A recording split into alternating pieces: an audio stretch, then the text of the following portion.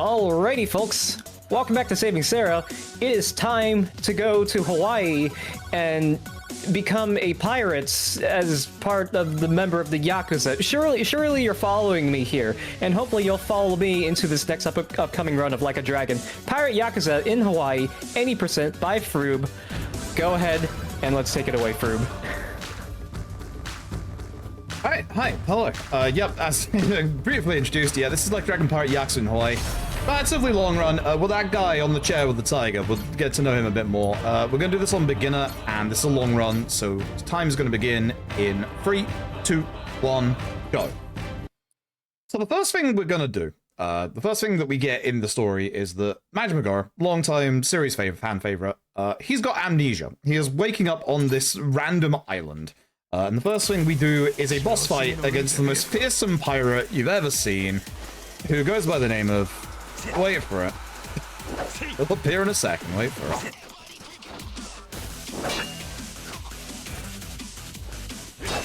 That's the guy. We don't like this guy. Keith.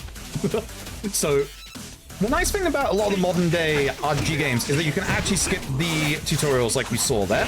So we're going to do a little bit of a combo to Keith, and I'm going to take care of some of the ads that are in the fight so that we can hopefully just focus on Keith and then take him down. So the downside is you heard that. He actually guarded, that enemy guarded during the middle of my combo. With Keith on a little bit of HP, we can also do a jump stab. Jumping is new as of this game, which is really nice. We're going to use it a couple of times. There's actually a boss later on with a gimmick where we actually have to use it that you'll see later. And again, we're just going to go through the tutorials and just take care of all the enemies that we can. If we're going to get lucky bad one more time, which happens sometimes. So yeah, you saw that guy guard there. These guys like to guard a lot, so you'll see me like jump between enemies that are like guarding and not guarding, and then I'll be running over to get the other two. I'm using a lot of the auto camera as well as, I'm surprised that didn't hit, as well as obviously... Oh yeah, some enemies like love to guard as well. If they do that, just grab them and then do that. It's a little bit slower, but unfortunately if they're guarding, they're not going to drop their guard for a long time.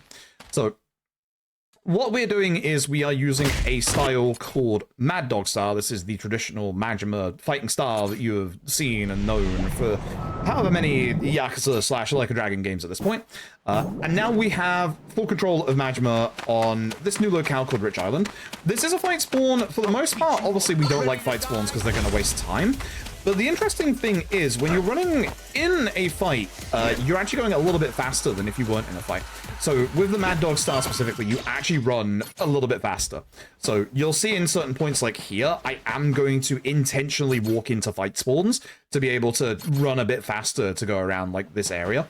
These conversations I'm actually going to skip slowly. There's a really weird thing with these conversations alone, especially this guy, where if you skip the dialogue too fast, you actually soft lock the game. So by just doing that a little bit faster and letting their dialogue load in, we don't actually get any of those soft lock shenanigans. Now, did you all miss the most the infamous and terrifying pirate Keith? No? Too bad. Here he is again. Keith, round 2. So this fight is, thankfully, a little bit on the more simple side. We're going to be using manual instead of assisted controls. That means we just do like all combos that we want to do. We're going to get a level of attack because our attack level up only costs $5. And then we're going to go and hit Keith a couple of times on this barrel. I do hit the ad as well, which is why I'm trying to push this way. Good, last hit. Nice. Sometimes you'll have an enemy in that fight just walk to the side like that, and you've just got to react to it. Obviously, I pushed him towards where Keith was, and that worked out in my favor for once. So we're basically getting shown off. That's Noah, the kid. We'll get to know Noah a lot during this game. This is going to be our little hideout apartment kind of place that we get to stay at and heal up during the game. And now I need to go get some potatoes, as you do. As a Yakuza that has amnesia. Not yet a pirate and also not yet in Hawaii. Very important. So this is going to be the one bit in Rich Island that I don't want a fight spawn.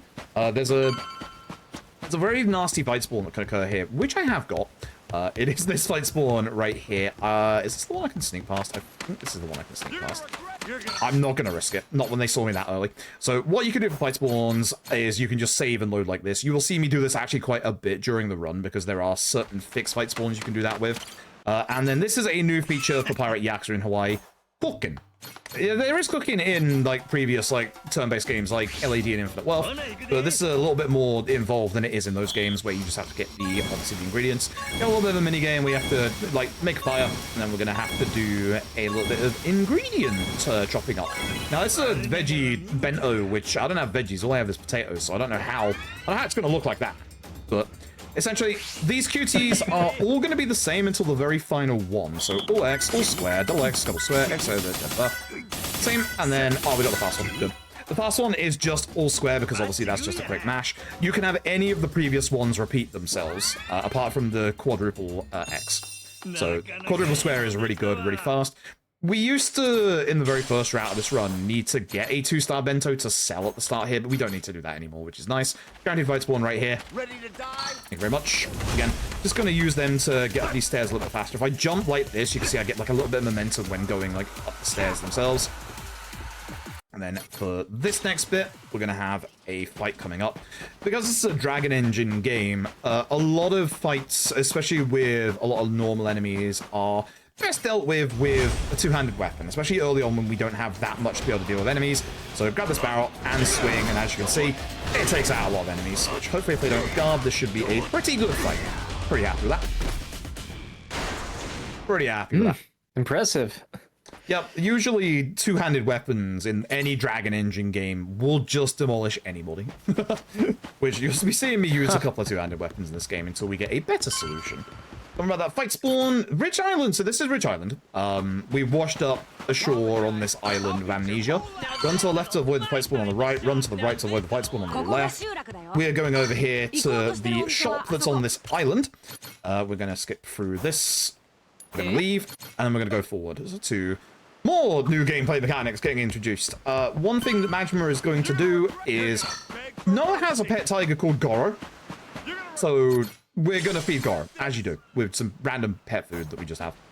I'm not sure if you can feed a tiger pet food, but dog food? It literally had dog on the front. I don't know. Dubious. He seems to like it. The heart meter went up. This is my chicken called Phoenix, who's also getting the dog food. Don't worry about it.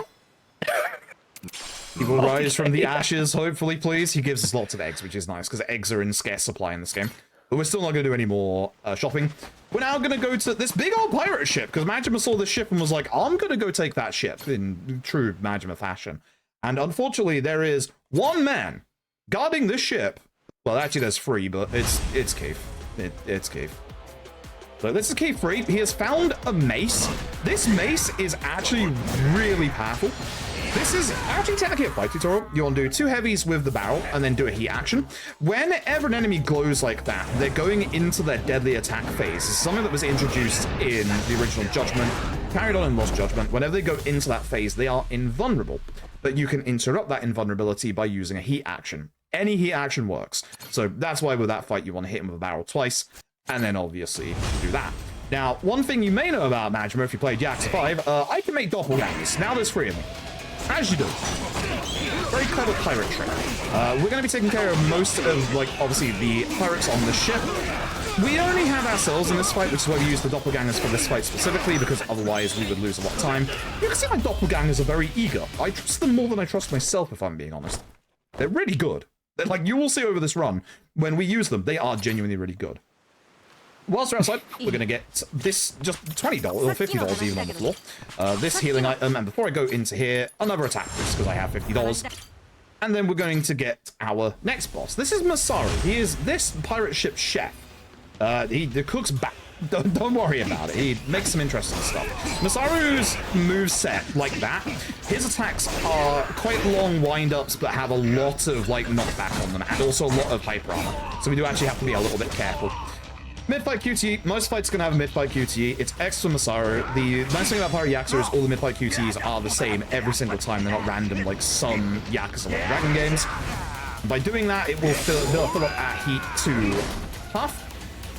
Masaru is now going to do his deadly attack. In this run, we just have a rule of respect deadly attacks because they will hurt. And if you dodge them correctly, you get a good counter that does a little bit of damage.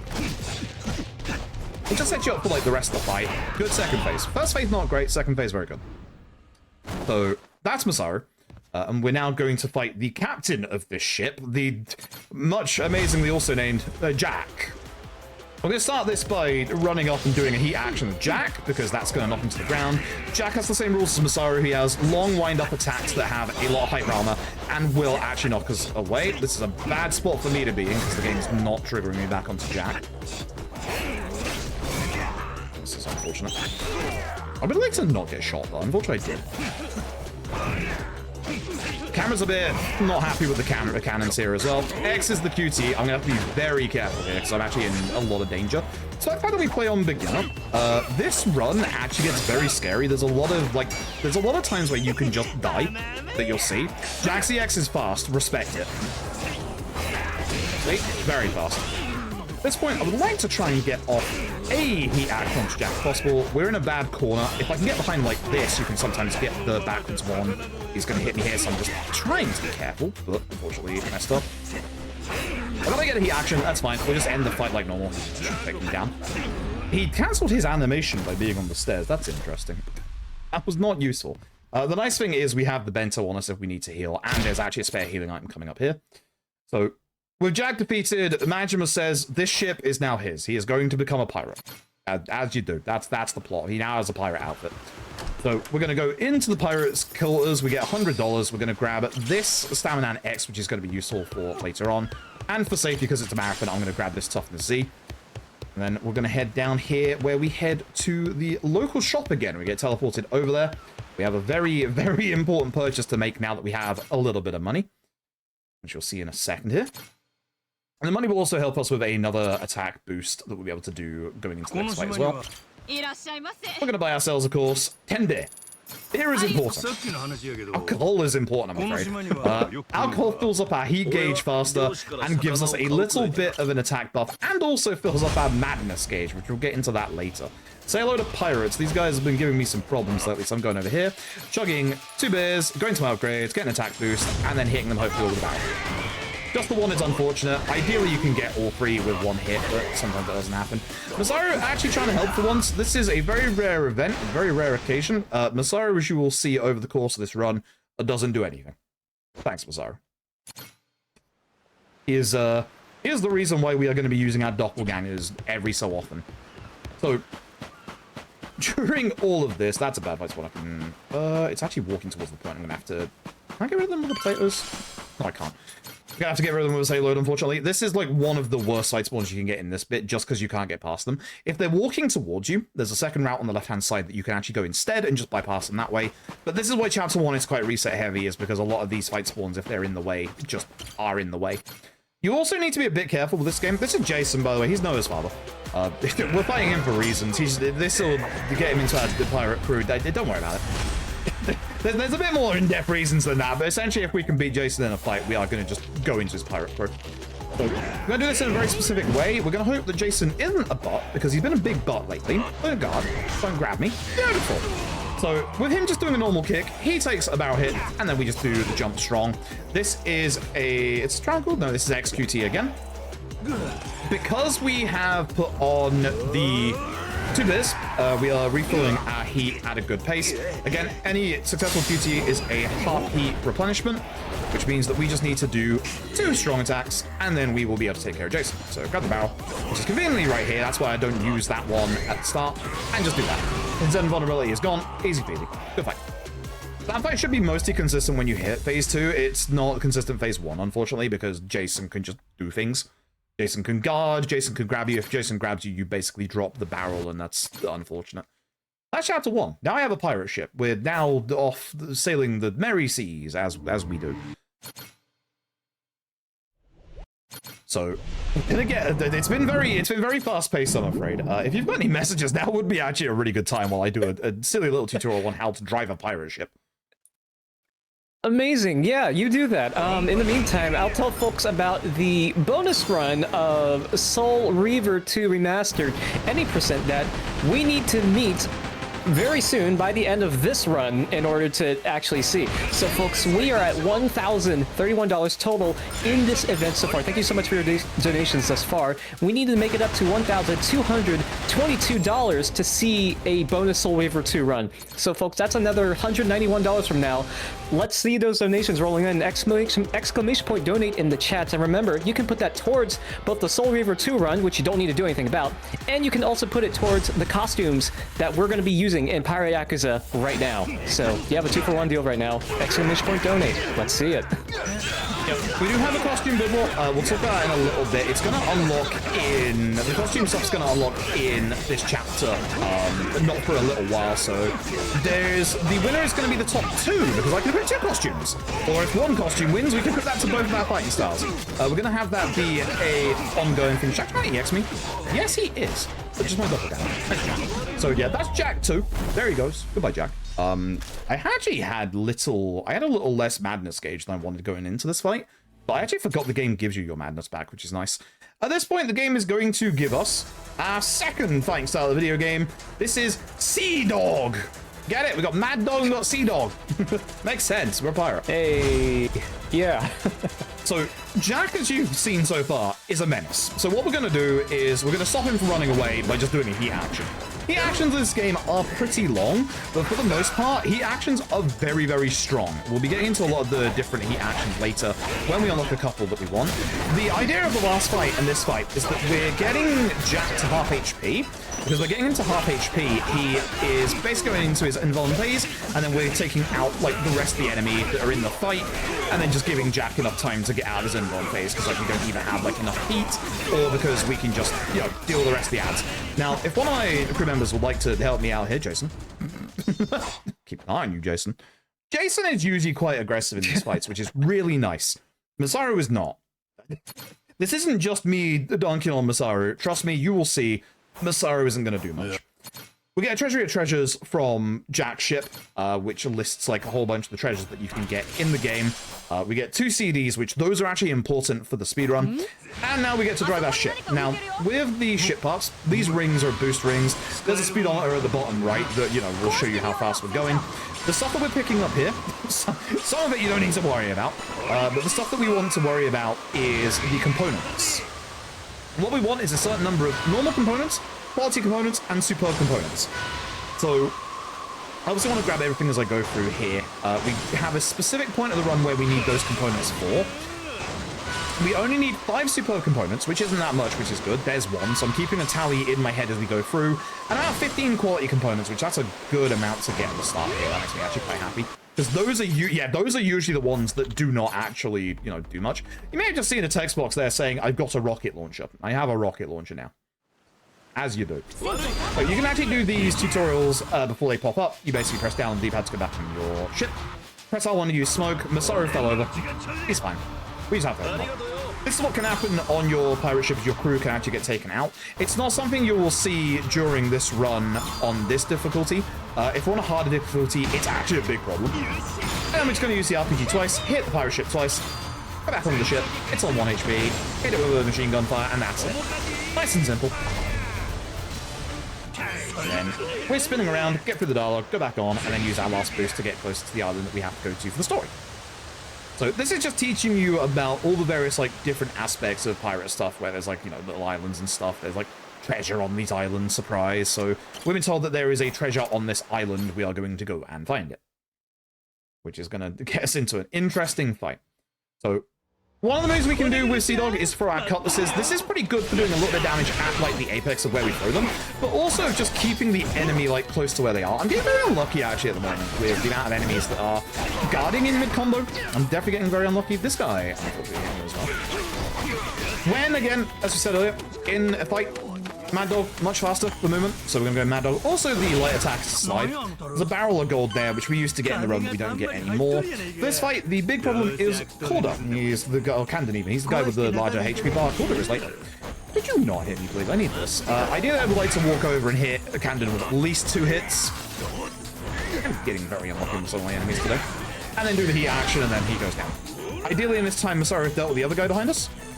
No, he actually hasn't hit him at all. Appreciate it. Cool. Again, as I said, Masaru likes to not help out. And you just barely see it ahead by that tree. There's our first bit of treasure. Treasure is actually separated by a couple of things. This first treasure is actually a ring, and a ring is your equipment for this game that we'll get into in a second, because I've got a bit of a problem, and that problem is called a bear. Hi. we get lucky with Dragon Engine shenanigans, this bear will actually get knocked through the floor. Now, I'm unlucky because that bear just hit the other drum that I need. Thankfully, as you can see, there's a bunch of barrels over here, so I'm just going to run over here, not get hit by the bear, and just keep hitting it with the barrel.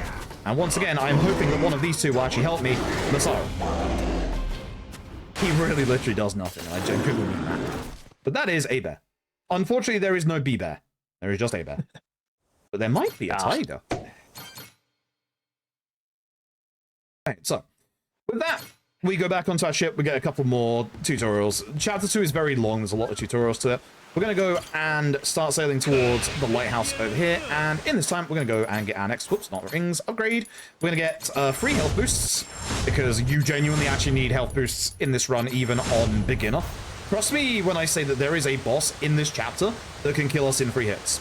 Like, even though most Yakuza like Dragon runs, if you've seen them, we usually get equipment that lowers our, raises our attack at the cost too, good, of our defense. There is only one piece of equipment like that in this game. This game is just actually kind of nasty at points for terms of like enemies doing a lot of damage. Once we hit the barrier here to go into the safe area, it refills your boosts at the top left. You can see we've only got 2 for now. We will get some more later on. Very, very important we get some more later on. We're going to speak to Noah. This is a tutorial on how to raise your crew's morale. Masaru's not feeling good because I've been yelling at him a bunch, so I'm going to give him some roses. He deserves it. For now. And then we can now use these lighthouses as fast travel points. So we're going to be going through several different maps in our pirate ship. To be able to get to like all the points you need to do. So if you look on the minimap in the bottom left, you'll see there are certain enemies around. We don't actually have to do these fights of enemies, and we really want to avoid them because they will slow us down. If you get into a fight, you actually lose all of the boost rings that you see around. So at certain points, you will see that I will be save loading to get rid of these enemies. When we save load in this game, and it's really weird because it's not like the other Dragon Engine games, we have to make sure, that was one too early, we have to make sure that we don't save load too fast, because the game will crash. I don't know why. It just does. Oh. None of the other Dragon Engine games are like that. It's just this one. So we just have to be a bit careful. So as you can see, this is a nice long journey where we're going to be doing a bunch of sailing. So again, if you've got any messages, now would be absolutely perfect. Yeah, again, folks, that bid war for the costumes here in Pirate Yakuza are open right now. We've got Goromi, Ichiban Kasuga, Jungi Han, Kiryu Kazuma, and Tenyo Zhao. So if you want to pick the costumes, that will be opening up real shortly here. Now is the time to put in your bids, and then we will switch to them when we can. So, folks, !donate. Now is the time to choose which costume you want to see right now. Yes, and remember, the top 2 will win. If only one is winning, I will put it on both battle sets, or if there is a tie, I will put it on both battle sets, and it will be very funny because I won't know what's going on. I actually have to pay attention to that one. That's fine, that's fine. I've done before, it's fine. Just have to pay a little bit more attention. So, yeah, we're still getting all of these to go through. I think that's my 4th or 5th super component, so we're doing pretty good there. I would like to get a couple more quality components if possible. Because this is a big bit of RNG, if we are low on the components that we need, there is a backup strat. It will lose me about a minute, but there's basically a place I can go shopping for the components that I'm missing. Ideally, we don't need to, but we can also go dumpster diving. Because we can sometimes find the components we need in the bin. So, all right, why not? with these save loads as well, I'm trying to time it so that obviously, as you saw, I was slightly in the boost circle, so that when we load up the game again, we will be getting that boost again when we load up. It just enables us to like go a little bit faster at the start. These mysterious nets allow you to like catch fish and stuff, but obviously we don't need to do that for the run, so we don't really care about like the nets or stuff. The squid tentacles, and the shark stones are for making stronger rings, but we don't get enough materials to be able to do that in the run. So all we want are components. Ideally one more super component and then the rest quality components, because we're doing very good on our normal components. So, Nelly Island. This is a place that was introduced in the previous mainline game, Infinite Wealth. But these guys, Harakana Warriors. Now, in this game, it's cool to fight them in real time, but they're a big pain in the backside. As you'll see, they just like to run away. Most enemies in this game are quite aggressive in going towards you. These guys are not. So you can see, like, they're all just kind of, like, spread out, and you can see they're, like, moving away from one another, and we don't have any real long-range options to deal with them right now. So the idea is that Masaru and Jason will hopefully do stuff. I have more faith in Jason, who just kicked this guy, than Masaru, who is literally walking through half the enemy right now, not doing anything. Ideally, we can get, like, a good couple of them. We're either going to be using, as you can see, quick step cancels, so like this, or changing styles, but we ideally want to get as many eliminations as we can in Sea Dog style, because there are a bunch of achievements in this game tied to doing certain things, like taking out enemies in a certain style. We want the Sea Dog one as fast as possible, because then we can get an extra attack boost early. The usual fight that we would like it before, we usually don't have it in, but the next fight is quite quick after, so it's not too bad. It's not one of those that's too bad. We're going to make another shop here. We're going to purchase 5 towners, more lager, more beer, and, whoops, a whole bunch of CDs, because we'd like to listen to some CDs out on the high seas. There's actually a reason to these CDs. I'll explain why when we get to there in a bit. But we're going to head this way. This is Rodriguez. He's kind of leading the Palacana guys at the moment, so he's not too impressed with us. And we're going to now head back to our ship, because we have heard on Nele Island there is buried treasure, magical treasure. And the people that are clearing up Nele Island are the Yakuza that got displaced after the events of Infinite Wealth, including some of our old boys that we don't recognize because we got amnesia. Now, I know my madness gauge is filled up, which is good, because for this fight, we actually started with doppelgangers. Bunch of enemies, only one of us. The biggest enemy with HP is this guy in front of us, so we're going to start hitting him a little bit, and then move towards the other enemies and just hopefully take them out as quick as possible. And obviously have our doppelgangers also do a good bit of work in this fight as well. Too bad in terms of the start.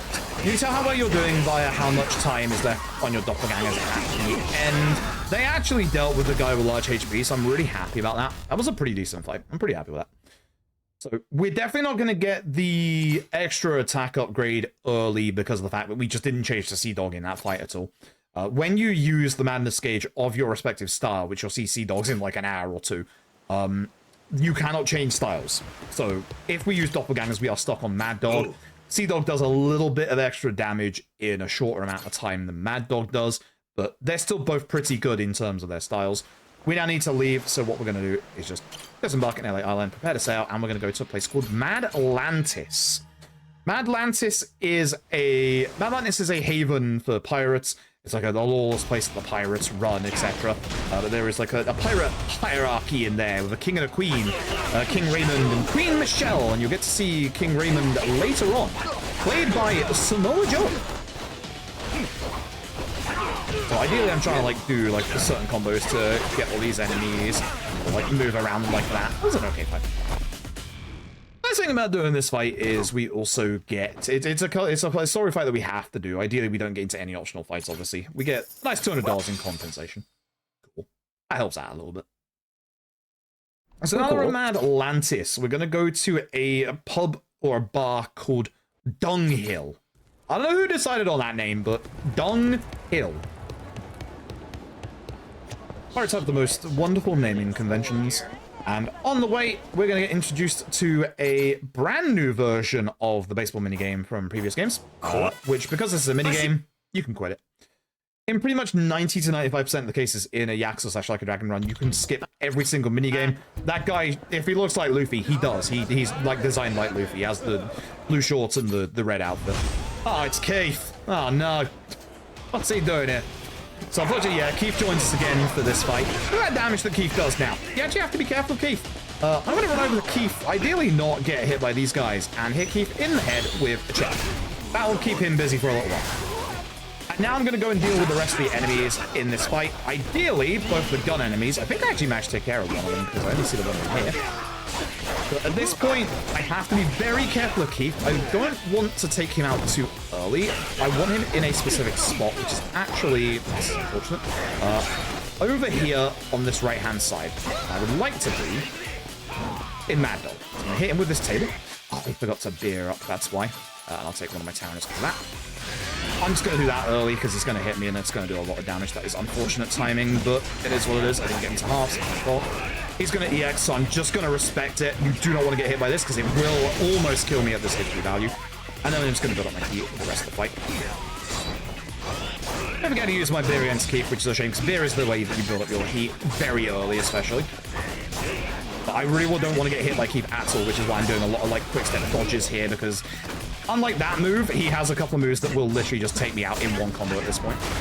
So we have to be very, very careful of Keith.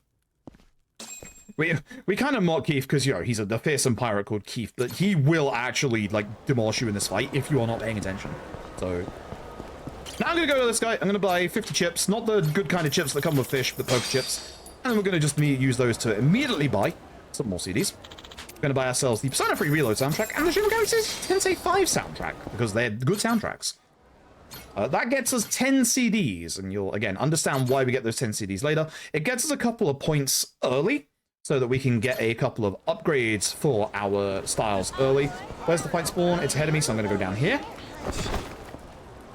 So I'm keeping an eye on the minimap, because as you can see on the minimap, there is a fight spawn, like, up there.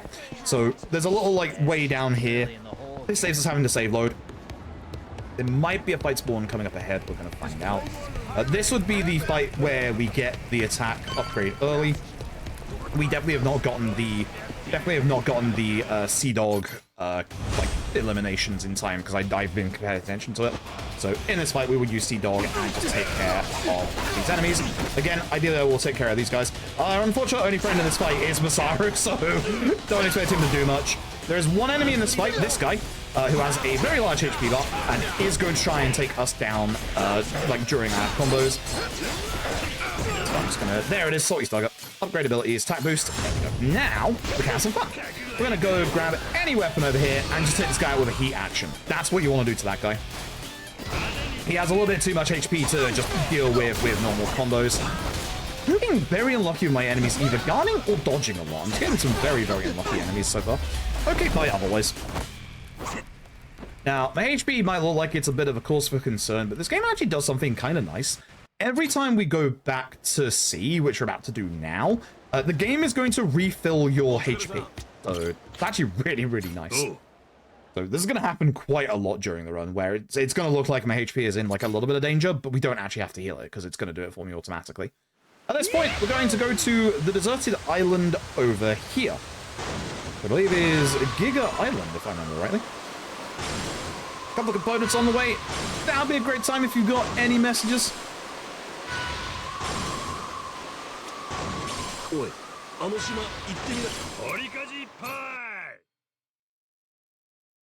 Updates for too much, but I do want to remind everybody we do have our bonus incentive for Soul Reaver 2 Remastered. We are currently 84% of the way there. I'm really bad at math. Please don't ask me to do that math. But if you would like to tip our bid war for our costumes, which are going to be coming up in some amount of time that Froob will know, you can donate for that, and it will also go towards our Soul Reaver 2 Remastered incentive. If you want to see a cool bonus run at the end of that with our great friend Jaxler, you should get your donations in for that.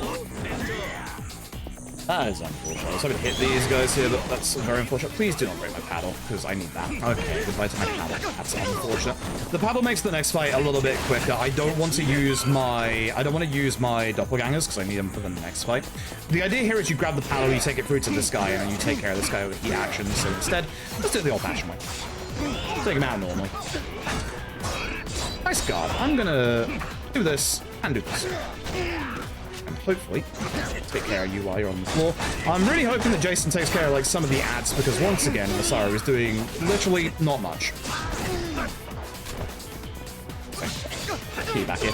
The nice thing about Pirate Yakuza is this game actually introduces a counter over your head for when you're about to get shot, because this game has a lot of enemies that have guns. Speaking of guns, now I have a gun. This is Captain Beef. He's great. We're gonna charge our gun, shoot our gun, then as we change, we're gonna use doppelgangers. He'll hit us in this time, but we have hyper armor due to using doppelgangers. I'm gonna concentrate on Beef, whilst my doppelgangers will help me take care of most of the enemies. The other ally we have in this fight is Masaru, because Jason is looking after Noah. My doppelgangers actually aren't doing that much right now. That's upsetting. The last guy should be, yeah, this guy. But you can still see my doppelgangers are doing more than Masaru's. So, This Captain Beef, he's going to be our next crewmate. Unfortunately for me, this guy is my first mate. That guy. That guy right there. He's actually got a lot of your units in this game have different stats and abilities that we'll get into in a little bit when we get a few more crew members that actually do more stuff. But Captain Beef as the first mate, he allows you to do, I believe it's an extra 20% more damage to like the stern of ships or something like that. So he actually is pretty useful for us in this run. So we're going to be able to utilize him and his ability. And I believe we are now going to Hawaii. So destination, Hawaii. So once again, we're going to be doing a wee little bit of sailing on the old seas. So again, we're going to do the same thing as before. You want to at least despawn enemies earlier than it hooks, because you'd rather despawn them rather than get stuck in a big open part of the sea where you don't have any boosts because you've used up all your boosts getting here.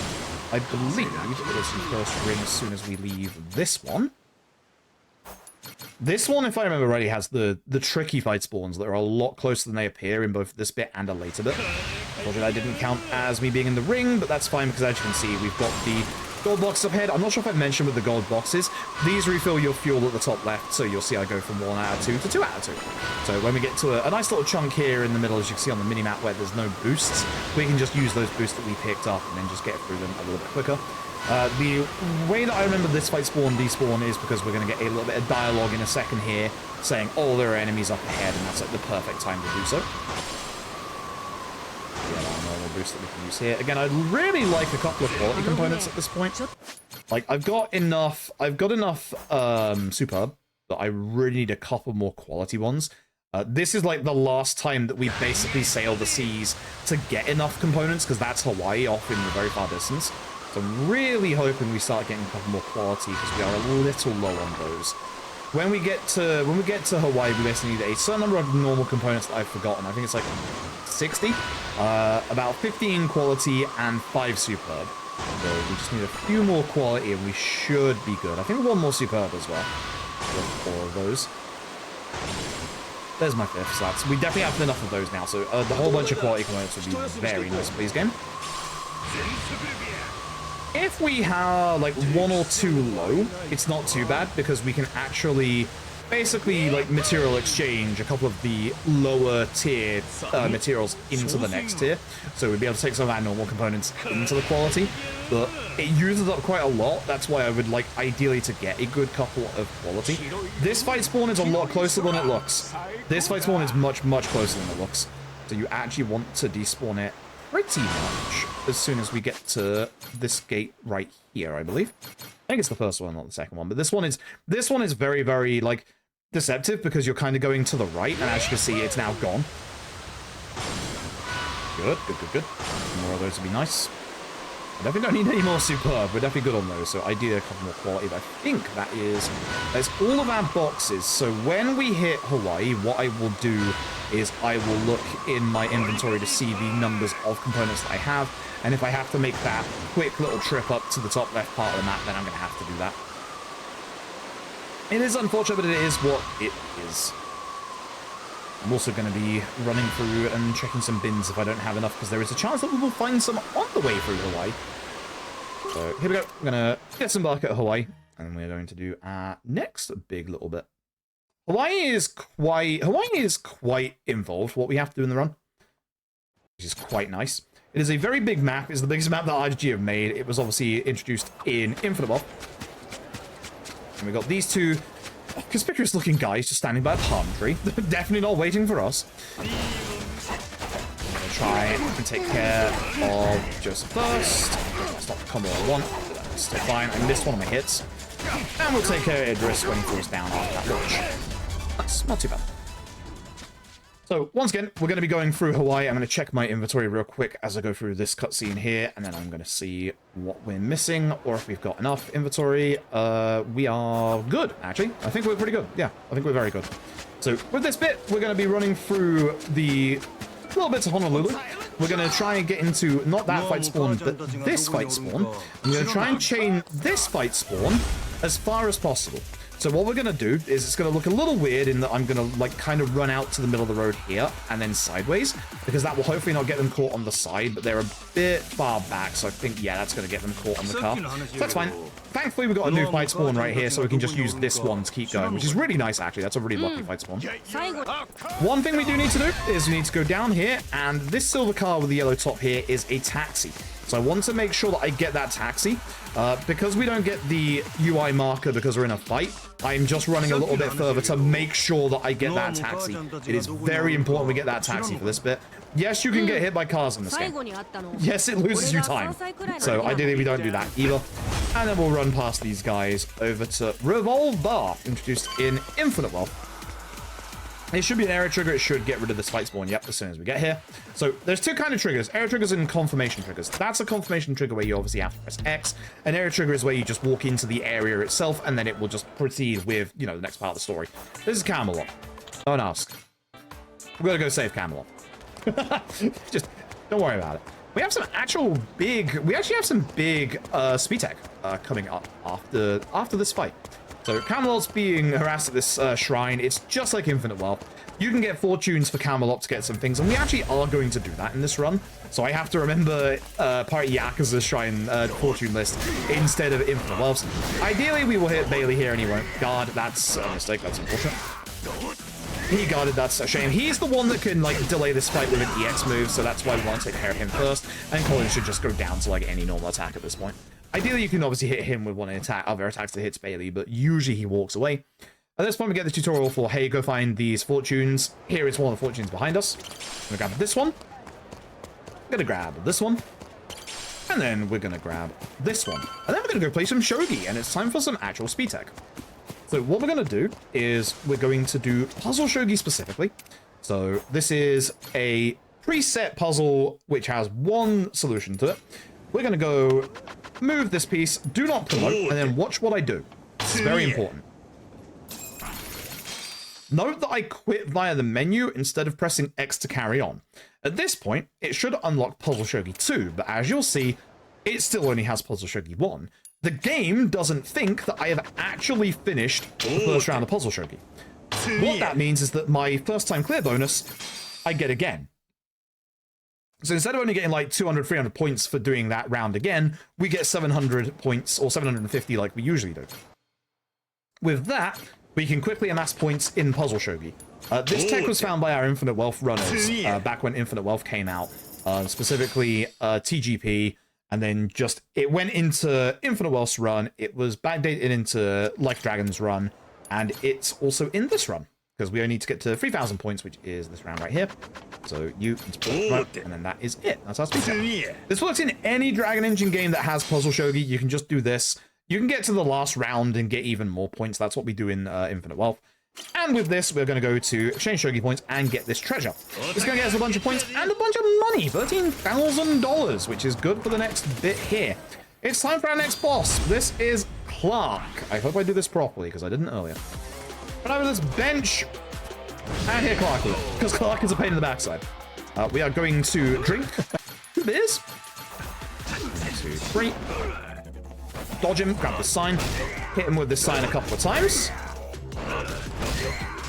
To his next phase, hit him with that.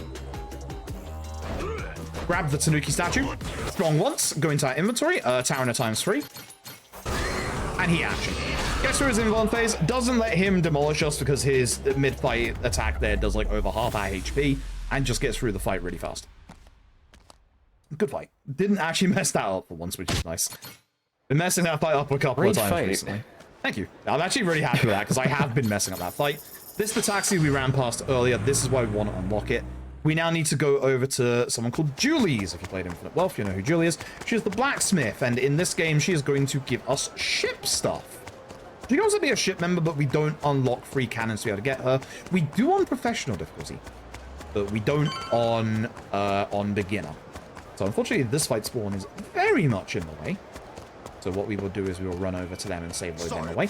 We want to go to the secondhand shops now, because every single secondhand shop has components for us to purchase, and some of them have a little bit of treasure that we can pick up as well, which is really nice. But we'll go into the treasure select here, speak to the shop clerk. Hey. and puts ourselves all these super components, all these quality components, and all these normal components. At this point, we will now head backwards and go speak to Julie. If you're wondering why I'm not pressing up to buy in bulk like in Infinite Wealth, for some reason they took that out of this game. Not quite sure why, but they did. And when speaking to Julie, she's going to go check our ship because Jack's pirate ship, or our pirate ship now, as you've seen by the sails, it's a little bit falling apart. So because of that, to be able to work on our pirate ship, Julie sets us 2 specific conditions. 1, $10,000. We've hit that very easily. 2, 15 crew members. We're sitting at about 9, 8 or 9, one of the 2. So we run forward, and unlike in Infinite Wealth, where this is optional, in Pirate Yakuza, you get introduced to the old Street Surfer. Street Surfer is easily the best way to get around in terms of movement. It's very, very fast. We have like a battery on it. We don't have to worry about the battery life, unlike in Infinite Wealth, because we won't actually be using it that much during this run, unlike in Infinite Wealth. These guys come to, because, you know, it's a sub-story, you know, you got to get into a fight. We use light attacks for this one, and hopefully they can both down the same attacks, but unfortunately I missed the first one, so I'll do a little bit extra to take care of you and then you. I want to focus on Bell because obviously he has more HP, and obviously the bench is going to do more damage to him. And with that, we can now go and start getting our crewmates. So we get Oka. Oka is an automatic crewmate we get, as well as the Street Surfer. The game obviously introduced the tutorial of how to get crewmates. There are just going to be people around that we can even speak to, and if we like meet certain requirements, like be a certain pirate rank, they'll join our team. Or, in the case of this man over here, the absolute superstar of Infinite Wealth speedruns, Kazumi Evolution, yes, based on TM Revolution, he is going to join us if we have 10 CDs. Which we do! So, we get him as a crewmate, very, very good, and in this next bit, we are going to go and grab this fortune over on the Moana Win 2. Cannot speak to that, I'm afraid. Then we're going to go and smartphone over to Revolve Bar, but we're going to take a slight little detour. Very small little detour, real quick. There are 2 very good ship crewmates we can get in this section. So we're going to head over to the gambling den, which is where we can get them. There is a little bit of speed tech in this bit here, where if we are up against the door on the Street Surfer, we actually skip dialogue from that guy to our left. Speak to you. We are going to get 2 sets of 1,000 tags. Some people would say that's 2,000 tags. We're then going to exchange 4 prizes. I'm going to get Chicken Man. He's a man. He's a chicken. More importantly, he has a rocket launcher. Chicken Man. Wait till you see the next one. Not this guy, it's Man Yoshi. But yes, that is Chicken Man, and we're gonna get another animal friend later. This would be a good time, actually. Is anything winning the costume bid war? Because this is the first instance of being able to sort costumes. I forgot this was coming up. Yeah, no worries. I don't see anything here on my end. So, folks, again, now is your time to choose which costume to wear here. We've got Gromi, Ichiban Kasuga, Jungi Han, Kiryu Kazuma, and Tian Yuzhou. So now is the time to donate. I don't see anything back here, so your choice at this point. Yep, I'll go as default for now. If Gromi gets met, I'll pick up Gromi on the way because Gromi is actually hidden in the world. But these little booths here are your boutique. We're gonna get one installed on our pirate ship, which is why we're gonna have that bid war carry on. The top 2 that are gonna win that bid war are going to be our 2 costumes that we use for our 2 different fighting styles. Right.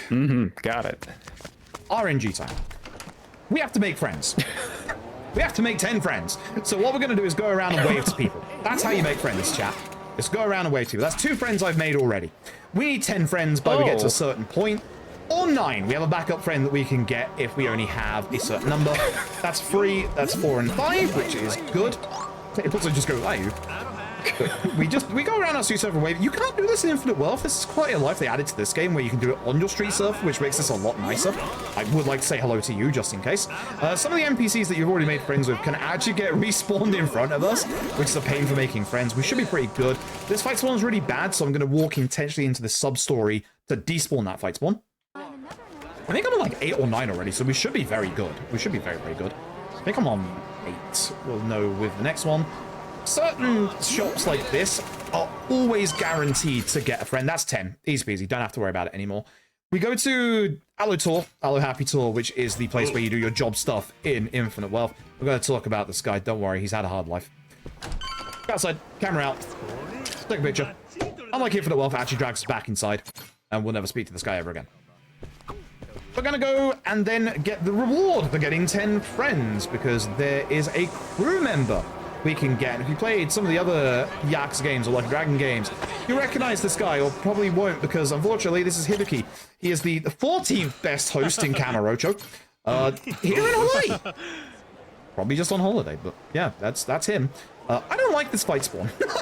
I was watching that during the entire cutscene. I'm very sad it wasn't despawned. It was just too far away, so I'm gonna have to go a little bit further to avoid them. This fight spawn is fine because we can just cut the left-hand corner here and head this way over to the second-hand shop, which is right here. You already know what I'm buying here. We need those components. Hey there. Hey, bud. So all of our components, not the Master System games, unfortunately. We do have a Master System back on Rich Island that can play stuff like Alex Kidd, but we're not gonna have time for that in speedrun, I'm afraid. We do need a fortune. That's a bad fight spawn. I should probably despawn this, but it should be okay once I grab this fortune. So grab you. Actually, I keep forgetting I can grab the fortunes on my Street Surfer. It's an Infinite Wealth thing that you have to get off your Street Surfer to grab them, and I keep forgetting. There is a fortune on the right-hand side of this bridge, but it's only 1 point, so we don't need it. And then we are going to go into the District 13 area here, towards the bar Diamond Head, where, unfortunately, we're going to meet one of the most awful NPCs in this series. This is Johnson. He likes to hit cats, so we're going to show him exactly how we feel about him. That. Just desserts. We don't like Johnson. But we do like this cat, and we introduced this cat into our animal kingdom. This is your tutorial for, you can just take, the animals and put them in the Goro kingdom. So that cat's now having a very good life back with Goro and Phoenix. The Goro's still with us. And we're going to go into Diamond Head, which we're going to get another tutorial. This is the bounty system. So the bounty system is high-profile targets that give you a lot of money. This is Domingo. We start with this stall, because this stall is blocking this two-handed barrel. Going to chug 2 lagers, and then just keep hitting Domingo until I can hit him with a heat action. Like so. Oh, no, because I was too close. Your EX? Okay, respect the EX. A bit quicker than grabbing a stall at this point and doing a heat action. Cool. So, with that, we now have pretty much a big open section where we're going to do a bunch of stuff. Bounties get you money. The harder the bounty, the more money you get, up to like 32,000. Those don't spawn in until you've taken care of all the first bounties. But we're going to go back into Diamond Head, because I really like playing billiards. So let's play some billiards for a while, shall we? Sure. I like billiards. Yeah, most people know how to play billiards. There is actually obviously a reason why we're doing this, but we're doing the puzzle billiards. So every single round we are going to do this in a specific way. We just need to put the red ball. Do not hit any of the 8 balls with the cue ball, because as you'll see, that's a failure. It is very hard to do minute hits with the control stick, unfortunately. As you'll see with one of the later ones, I might actually just do it here in a second if I fail again. We will actually instead, really, I like this. There's like a very precise point for this one. And like the way that you do this on controller is you pull back the right stick, and as you can probably guess, that's not great. So I'm actually instead just going to use the mouse, because the mouse is actually a little bit more accurate. Unbelievable. I should not be doing this badly on the easy one. See? Nice and gentle. There we go. Nice and gentle. Just nice and gentle. Just a nice little tap in. This one, no. This one you want to actually ram it. So, corner of this, absolutely full power. Nice and easy. See, some of these are nice and easy. We'll be going all the way up to the legend difficulty here, which those do get hard. So for me to struggle with the easy one is not a good sign. This one is, again, all about the precision of how much power you use, because obviously you hit it off that, and then you don't want to hit the 8 balls. And we're going to start introducing new mechanics in a little bit. For this one, you want to aim about just over halfway between the 2 bezels on the top of the table. Not too much again. Also, by hitting it with a little less power, you have to wait for the cue ball to fully stop before you can go on to the next stage. So hitting it with less power is obviously a little bit easy. Once again, this should look like very similar to the previous one. Okay, that's a little too much. Billiards is great. Billiards is absolutely great. I need to just redo my angle a slight bit. I'm a bit too angled to the left. That's why it's flying off the table. Yes, that is the strat, as you can see. There we go. Sometimes a wee little bit too much to the other side. The hard courses I actually find easier than the normal courses, weirdly enough. I want to be a little bit over the bezel on the bottom. Full power for this one. See, nice and easy. But this one, this is a little bit of a tight angle again. You want to hit it off of this bit with a slight upwards angle. That's just a little bit off. You don't have to hit this one at full power, but sometimes I do just because. I don't know if that's the... Is that to the right? It is to the right, yes. There we go. And there you go. Nice and simple. As long as you don't pot the cue ball, everything's fine. Potting the cue ball also counts as like failing. And then for the last one, this one is so easy. You just pot it off the back wall here onto this wall. I don't even have to really adjust my aim because it's just that simple. Wow. Okay. It's just that simple, he says. It's just that easy. There we go. Just a funny joke. Now for the legend courses. We were just kidding. Yeah, exactly. Now this one is very precise actually. So what I'm going to do is use the mouse for this one. I'm trying to line up where the ball is going to go towards the red ball. A little bit off. I will fail this one a couple of times, unfortunately. So, should be about it. Beautiful. Also, these yellow balls were allowed to hit. If the yellow balls also hit the 8 balls, that's a problem. Now, this course is nasty. The way that I am lining this up, unironically, is with the cues on the wall in the top right. I need to move back a tiny little bit. There's the right amount of angle and power, but yeah, it's the cues on the top right wall. That's our lineup. This one, easy peasy. That's usually the one that gives a lot of people problems, but as long as you know our lineup, which is the cues at the top right, easy peasy. Now that I've done that, I've gotten enough points to be able to speak back to this guy. And just say, you know, I would like to exchange points. We get the treasure, which gets us a bunch of points and money again. But more importantly, I would like to exchange points for Sheep Man. We got Chicken Man. This is Sheep Man. He's a sheep. He's a man. He has a gun. He's very, very good. Like, Sheep and Chicken Man are two of your best crewmates that you can get in this game. This guy will join you if you just complete the normal course, which obviously we did. And then we leave. And then I have to do, whoops-a-daisy, I have to do a whole bunch of shopping. I must make sure I do the shop now because we do not get another chance until way later. And this is going to keep me alive through this run. We're going to go to the pharmacy, the Healthy Smart Pharmacy. 5 toughness C's or to max toughness C's each. No, you double check. No, not you. Taraners. Because this money is tight at this point. I must make sure I don't do the wrong thing. What's a Taraner Plus? Yeah, Taraner Plus and Stam X's. Must make sure I don't mess up with my money because if I do, we're in big trouble. How many more fortunes? So this fight spawn usually appears here. This is fine. There's 2 fortunes by Club Guilty, 1 at the very entrance and 1 at the building next to it. In Infinite Wealth, they're in separate places. These guys are slightly in the way. Do I need to save load you? No, we should be good if I just go around here. Yes, that's fine. I'll just take care of you. Unfortunate. If you can get this around this fight spawn, you don't have to deal with it. Otherwise, we just have to deal with it a little bit here because we do want... There's Goro, by the way. Goro does help you in a fight if you're wondering about that adorable little tiger. He does help. He's great. Grab that fortune, and then we're going to go into the mall itself. If we get into the fight spawn here, this bit is completely fine because we need to go upstairs towards the next secondhand shop. And the nice thing is, as you'll see from this fight spawn, for some reason fight spawns don't know how to use escalators. Escalators. See? There they go. I don't know why. It is what it is. Then in here, there is also, as you can see on the side, a treasure to get, but we're going to get the treasure last because it kicks us out of our menu when we do that. So components first. Oops. Components first. Lots of components. And then the treasure. Which it's 20,000 for. We get 18,000 back, so we practically get all of our money back. But we get a whole bunch of points, and we're now pirate rank 3, which is really good. Grab this fortune, head downstairs. Fortune for this lady, she is in the way. She's always in the way. Excuse me. Sometimes you can get around and not get knocked off your street server. Because I went in the air a little bit, I got knocked off my street server.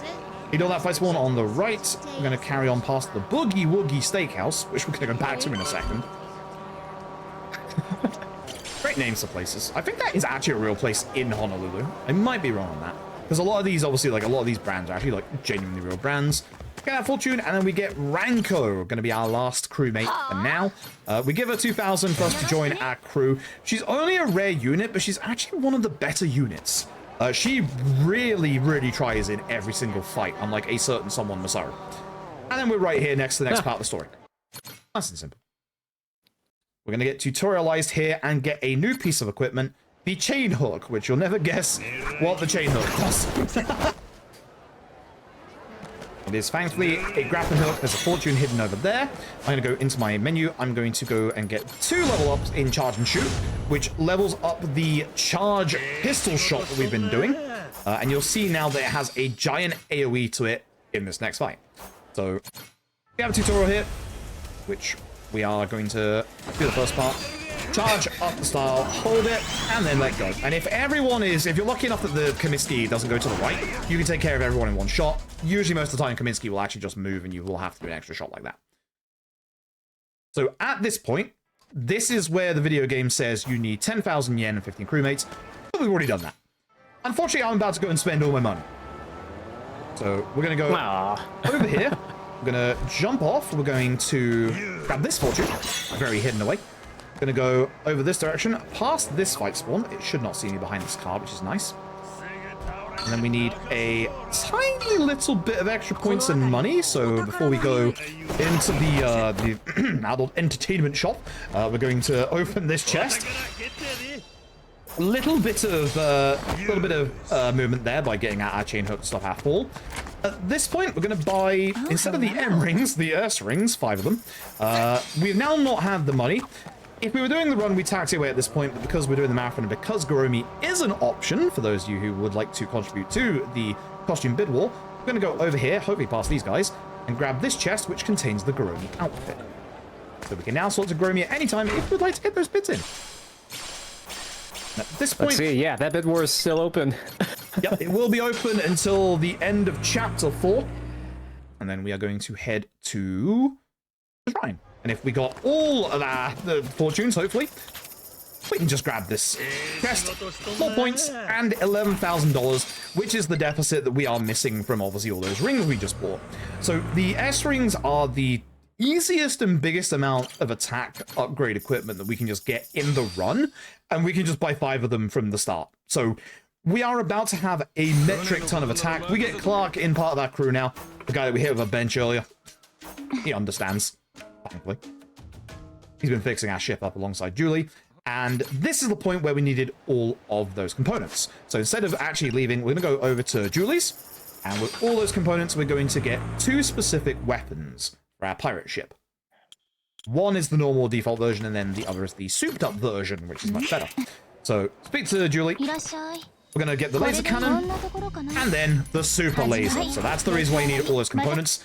That super laser is going to allow us to do some really cool speed tech and fight tech later on with our pirate ship. We used to actually use the energy cannon as well. We've actually gone through a couple of changes.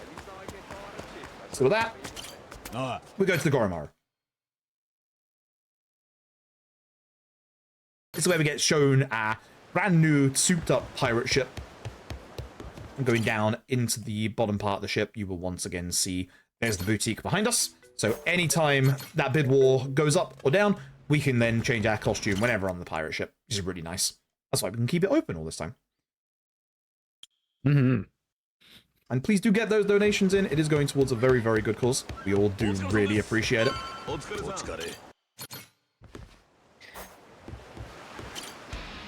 Crew formation, we're actually going to do this just yet, but you have to go into the actual menu to get out of the menu. We're going to go to Rich Island again first, where we're going to very briefly see Goro and Phoenix. There they are. And the cat we brought over. See, he's having a good life now. What we're going to do is rest up overnight. I'm keeping an eye on my minimap as I go over to use this chain hook, because there can be fight spawns up here. Which if there is, we have to avoid. That one is completely fine. Head into our hideout and rest at the ship. The idea here is that we just need to rest overnight and then come back to the ship, and then that's just all we have to do. But while we're here, we're going to do one more thing. One more little optional thing. That's a good fight spawn because it's going the other way. I could have jumped down because of that, but I'm just going to take it safe just in case. Going to head this way. There's probably going to be a fight spawn by the shop if I had to guess because of this one. No, nice. I got lucky. You'll usually get, if there's a fight spawn this early, you'll usually get one here. Chain hook up here and get our 6th and final ring. This is the Gaia ring. So, as I said earlier, with most Like a Dragon Yakuza runs, nice roll. With most Yakuza Like a Dragon runs, most of the equipment we get usually ups our attack at the cost of our defense. This up. So are you okay? Your friends are kind of... Okay. This poor guy. We'll save load them and let them get back together. They'll probably reload on the other end of the pier, so I have to be quite fast with my movement here. Oh, they didn't go to it close enough. Which is good. But yeah, most Yakuza Like a Dragon runs, most of the equipment we get drops our defense to get us more attack. This is the only ring in the game that allows us to do that, but there's a downside. Anybody in here has played a Yakuza Like a Dragon game in the past, you might know of an item called the Charismatic Photo. The Gaia ring does just that, which is unfortunate. As we prepare to sail, we need to do a big menu here. We need to change equipment to the laser cannons, the super lasers. Then we're going to go to upgrade performance. We're going to do boarding score increase by 1. Additional port cannon for more cannons, or more lasers in this case. And then additional, not repairs, fuel tank increased by 2. And then we're going to go to Madlantis. We are going to do our pirates, our crewmates, into their actual respective positions. But we need one more crewmate first, who is right next to us, when we get off our ship. This is Natasha. She is a low-level or low-tiered healer. She's going to help us out a little bit during these fights. We want to grab her. You need to be pirate rank 2 to grab her. We are pirate rank 3. We do need to do a menu, but we are waiting intentionally because of this fight spawn. We're now going to put on all our rings so that we can get, obviously, a good bit of damage. And then we are going to, after this, do our crew. First mate is Captain Baith. Squad leader for you is Jason. And then we can put you with the strong attackers, Sheep Man, Chicken Man, Ranko, and Jonathan, who has a gun. For squad leader number 2, that is Clark. Port, you are Oka, Matayoshi, and Takumi. Machine guns is Hibiki, and then Kazumi and Natasha is for my top ones. I'm going to save load because of this fight spawn next to me, just in case. Just in case. Cool. Pretty happy with that. I usually have to refer to my notes for the crew members, but that's pretty good. And then we're going to get a kind of introduction to what the Pirate Coliseum is all about. So, there's a bunch of different fights you can do here, some involving your ship, some not involving your ship, but this is a story-based fight that we have to do first. We're going to defeat the Ancient Blood, we're going to drive forward a little bit, turn, and then use our new Super Laser, which, as you can see, is pretty good. Very good. And then this is another second of the ship battles where we get to go on the ship and do fights against everybody that's on here. So what we're going to do is we're going to move forward a tiny bit, and you'll see at the bottom of the screen 2 kind of bars. Our bar and their bar. They have 30 enemies, so 30 of them, we have 7 of us. But if you see the little red bits on the bottom, they're the important bits. We need to take care of those enemies so that we don't let them do a special ability.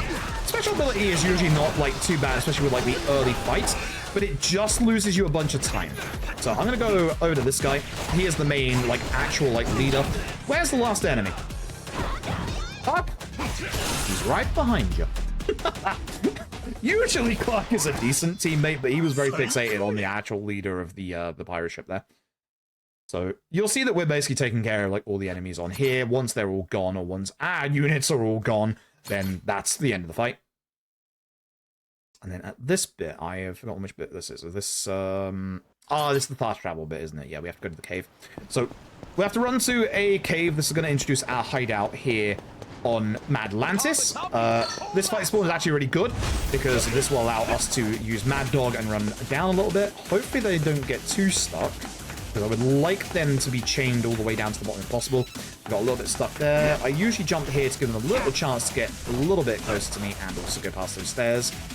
That's not the best position to lose this fight, because now I need to not get into a fight. There is likely going to be one inside of here, but you can't see it until you're like right on top of it. So what we'll do is we'll speak to this lady here, and she will basically despawn any fight spawn that's in the area, both above and behind us. So that just guarantees that we can get to the hideout here and do the story trigger. Then we're going to go downstairs, and there shouldn't be a fight spawn until we get outside. And we're going to now get introduced to the fast travel system. Good, there's no fight spawn at all. So, speak to this guy. We now have fast travel unlocked, and now after this cutscene, fast travel is locked again. they tease you with it just a little bit. We're actually having to get to a specific story point where Noah is going to get taken, and then we're going to have a set piece here in Atlantis. We're going to go a little bit away from it, as you can see. That fight spawn might be an issue. Hopefully it's not. I think we can get up here in time. There's something that we need, as Noah will point out. There is a treasure chest around here. It's just up here. I don't know how Noah saw it up here, but yeah, it's up here. And with this early treasure chest, with all the points and the money we got, we can go to upgrade abilities and get 1 extra level of attack boost, which will help in the next fight. This is actually a good fight to take, because again, we can go into Mad Dog and run. We've got quite a fair bit to run here. Hopefully I don't get stuck in the middle there, which is good. Yeah, this is good. One of them is really behind me, which is good. We're going to run into this little area here, and there is going to be a confirmation. There's going to be like an area confirmation.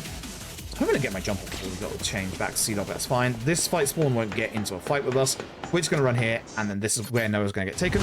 We're going to do this fight in a very specific way. We're going to throw our cutlasses backwards to keep all the enemies like teamed up together. Hit this guy so that he is not in the way. Turn around and hope to hit everybody with the shot. Miss this guy, that's fine. He's right next to us, so we can just do a normal attack like that. It's not too bad. It's not too much of a time loss. Right, and with that, we are going to go and do our first, or our next, I should say, bounty. This is Wade. Wade is worth 16k. That's a lot of money. Wade can be a slight pain in the backside. He does a lot of damage. You want to change to Mad Dog, grab this barrel, hit Wade a good couple of times. Ideally, all the times of the drum, and then he action. At this point, we're going to go grab another drum that's just to the left there that you can see. Drums are nice and easy because they're blue. We're going to use 2 lagers. Ideally not get hit by anyone, which is why I hit that guy. And then if Wade is still alive, it will hit action. Nice and simple. So we will be spending that money on some upgrades in a second here, but we're just going to wait because sometimes there is a really bad fight spawn that can appear in front of us. So by waiting, we can then like menu to save load and level up at the same time and not have to open our menu up again. We're going to see in a second here. That's not one of the good ones. That is... They're going the right way, at least, so we shouldn't have to save load them. If they were walking towards us, that was absolutely a save load. We're going to upgrade abilities. We're going to get chain readiness, chain reaction, and then 2 attacks. And we speak to Jason, and we start the set piece. Palakana is here. We're going to deal with them. We're going to jump over the first group of Palakana, ideally turn around and hopefully hit all of them, but they can walk just like away from each other, which is a shame. Or you can just miss them like that, unfortunately. It is what it is. Masara actually did a little bit there. Actually did something, so I have to give credit to Masara. And then we're going to run forward.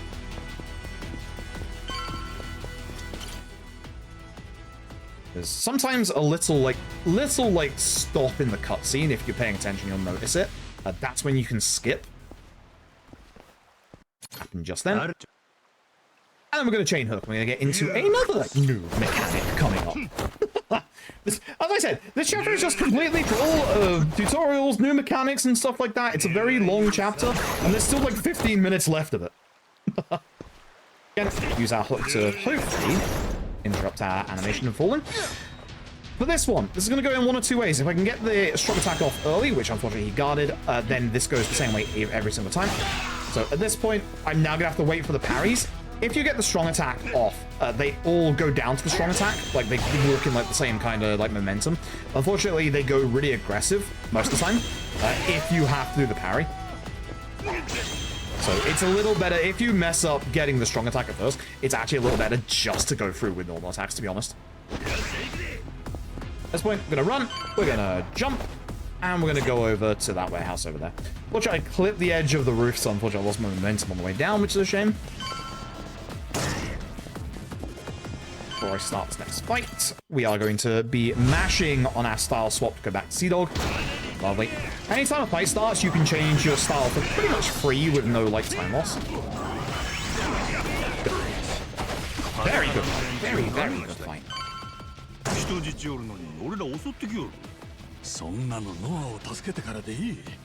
just going to run around trying to go and save Noah. Jump up here. Hopefully everyone gets together here. Sometimes they can move away. That's good enough. We'll have 2 left over because they go down quite quickly. Door. Upstairs. and then through this door. There are two ways to take care of this bit. You can either use the heat action of Sea Dog, because it actually drags all three enemies together, or there's a little box you can grab in the corner and just use strong attacks. I think the box is a little bit faster if they all gather up together and you can get a hold of them. Fun fact you saw there as well. Your jump has a hitbox. That's going to come in very useful in the next chapter.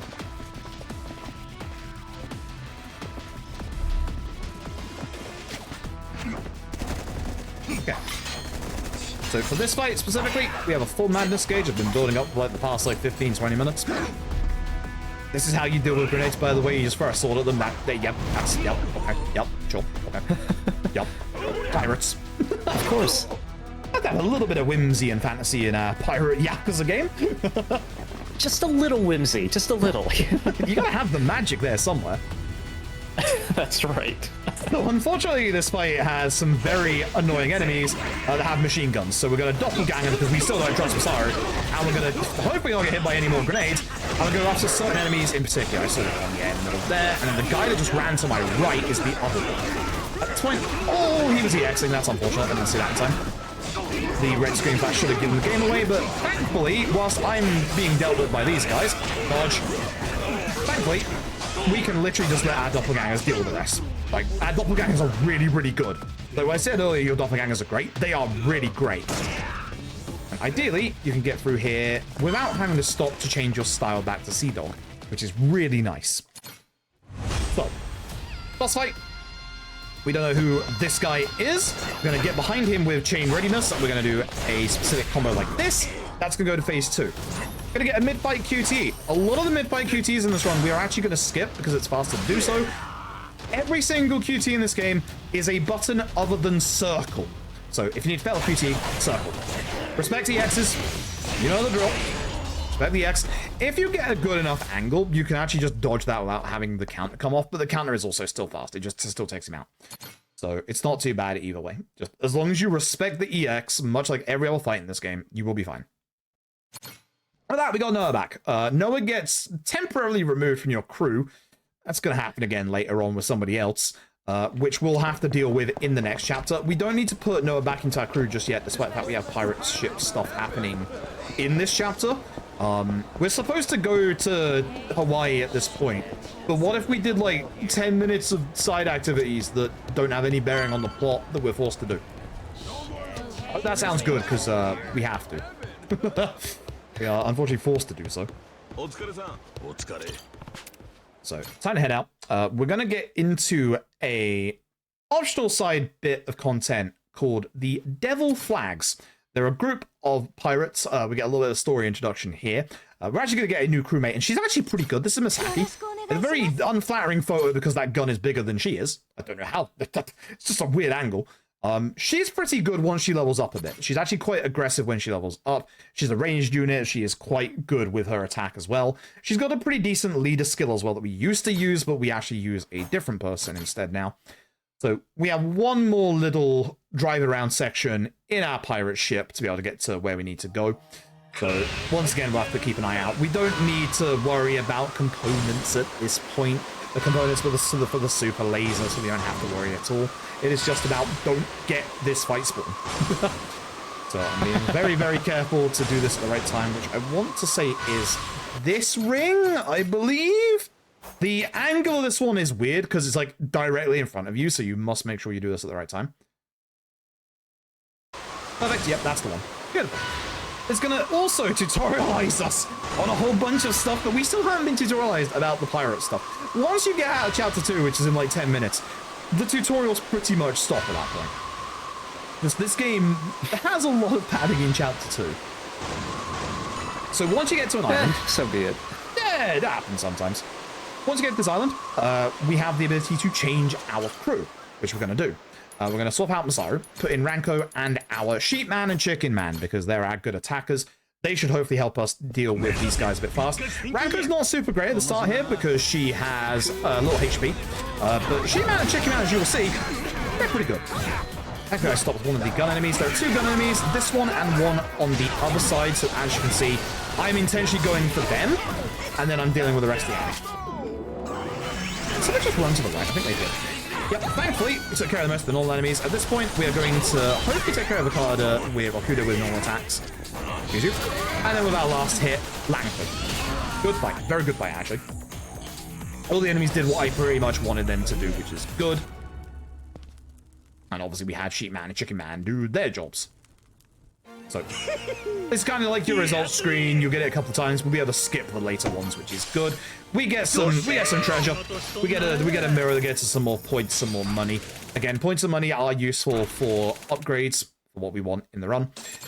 At this point, we're not done with the side content just yet. We have more tutorials to go through. But we gotta go and sail after the next enemy who's on the other side of this lighthouse. I mentioned it earlier, these lighthouses are points of fast travel, safety points. You can just, like, fast travel from them. We don't need to in the run because we're just passing through.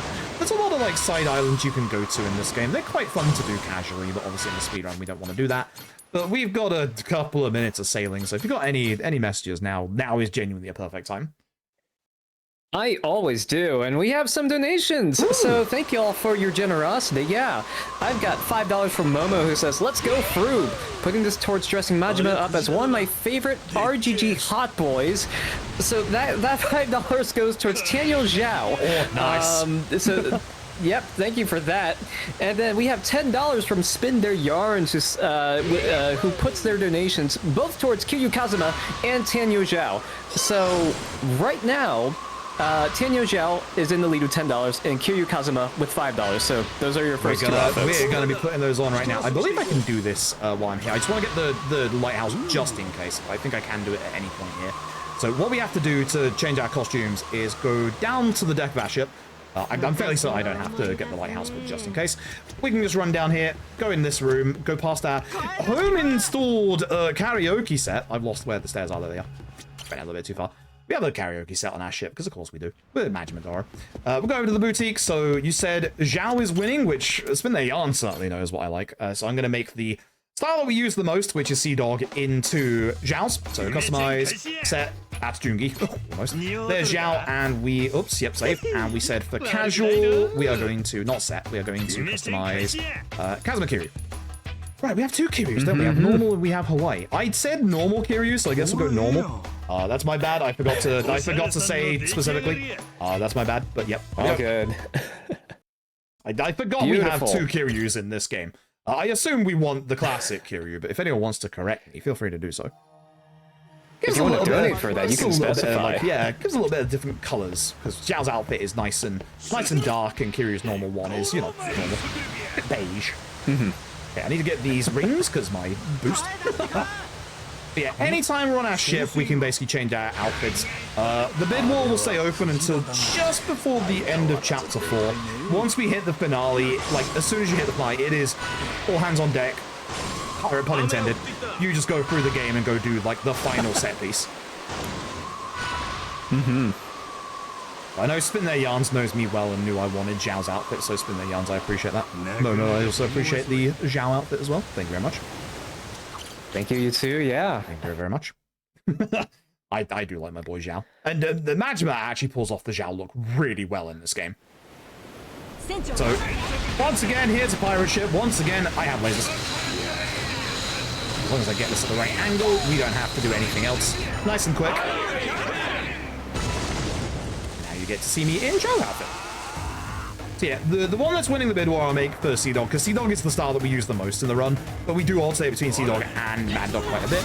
Once again, we'll take care of these red leader-like enemies, so I want Winters over there. And then we're going to take care of the last one, which should be to the right somewhere. Is this one to the left? He's to the left. Called up. I need you to go down real quick, please. If that yellow bar at the bottom maxes out, the enemies get themselves a ability that they use. Depending on the enemy, some of these are nice and simple. Some of these are infuriating. But us, when we put Noah back into our squad, it heals us, which is going to be very important later on. And Goro gives us a medium attack boost. Shout out to Goro. Also, yes, the costumes are also in the cutscenes as well, which is really nice. So you do actually get to see the costumes quite a lot in this game, which is really, really good. I quite like that. Well, I like it as an incentive. So we're not done with the Devil Flag stuff just yet. We're going to go to Rocket Island, and we're going to do more of the Devil Flags. There's going to be another big tutorial at the end. We're almost at the end of Chapter 2. Almost. Almost.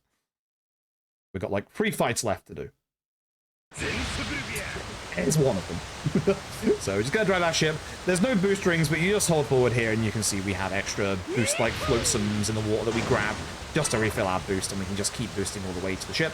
One thing you have to be careful of is that the confirmation button is also cancel boost, so we want to make sure we are close enough to this guy before we start mashing X.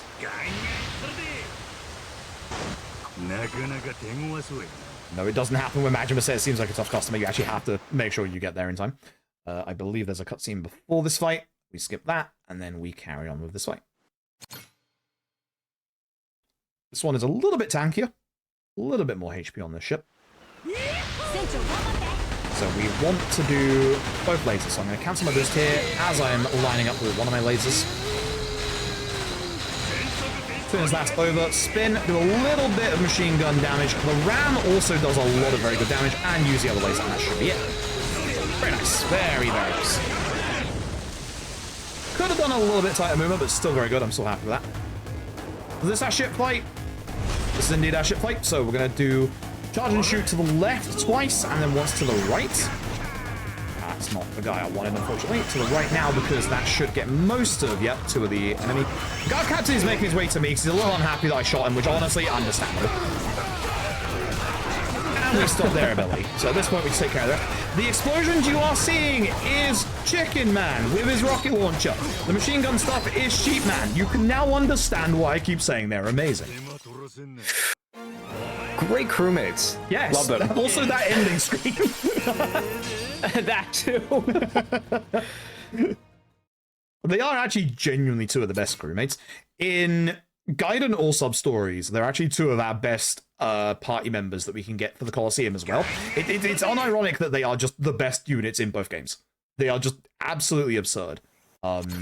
The person who came up, I should mention, the person who came up with like the vast majority of this route is the current world record holder, Big Nono, who basically routed in the billiards as well for obviously like Sheep Man and said we are never losing him, which I agree. Hopefully they go after the other. I'm sorry, Jason. Jason, we kind of hurt each other a bit there. I should use the barrel, but I have a stun at this point. I'm just gonna do. Like, just a heat action. That's just a heat action. That's all you need. But you can see there that obviously our crew members, like, they do actually have that a bit. Nice thing as well, in terms of, like, the visualization of this game. Not only, obviously, do you see the different costumes that you put on. Oh, by the way, I have Demon Space Sharks at this point now. Don't worry about it. You also get your rings that you equip on your actual fingers. Like, they're all different. They're all, like, modeled differently. It's a really cool piece of display. But yeah, I have Demon Space Sharks. These are actually really good. You should probably guess. See, there they are. So unfortunately, these demon man-eating sharks from space, sometimes they don't kill an enemy. See how Alexander was guarding there? I don't know how you guard against a demon shark coming out of the ground, but he managed it. So that's why we charge up that gunshot as a just in case. Very often, one person likes to guard against the sharks, so we just make sure they don't guard against the gun.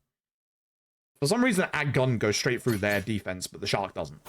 At this point, we get the Swashbuckler Showdown. This is the big fight against the big leader of, like, the 4 kings of the devil flags, whatever they're called in this game. There's usually, like, a faction of 4 in these games. Fire straight down the middle at first, then to the right, then to the left. I'm gonna get hit here, yeah, it usually happens. If you all will keep hitting me, I will hit you back. This one's a lot harder to take care of all the normal enemies that you need to take care of before this goes off. It should just be Isar in front of us here. Beautiful. The Gordy Card is also in front of me here as well. It's a good fight. Change here so I can try and stop him from EXing. Get a little bit of Kiryu. Then I'm going to use my chain hook to try and go to the side.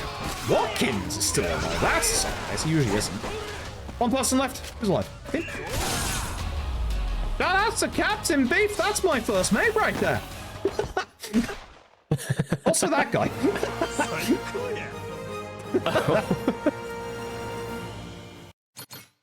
This is why we like the gun units, because usually if there's one enemy just stranded in the middle of nowhere, the gun units will probably do the trick. Fingers crossed. And so with this, we're finally done with the side content, and we can go to Hawaii. So if you've got any messages, now is a perfect time, because I'm doing a bit of sailing. Sure. Yeah, reminder, folks, that will continue to be open until through Chapter 4 here. So you also don't have to put your entire donation into one bucket. So, for example, that $10 donation we had previously, you can split that up into 5 and 5. You can choose 2 costumes. You can even choose 3 costumes if you want with however much you donate. You can put your donations towards however many options you want on that donation page. You can split them however many ways you want. So you've got flexibility here. And it's all supporting a great friend of ours. So thank you for your donations so far. Let's keep them coming in.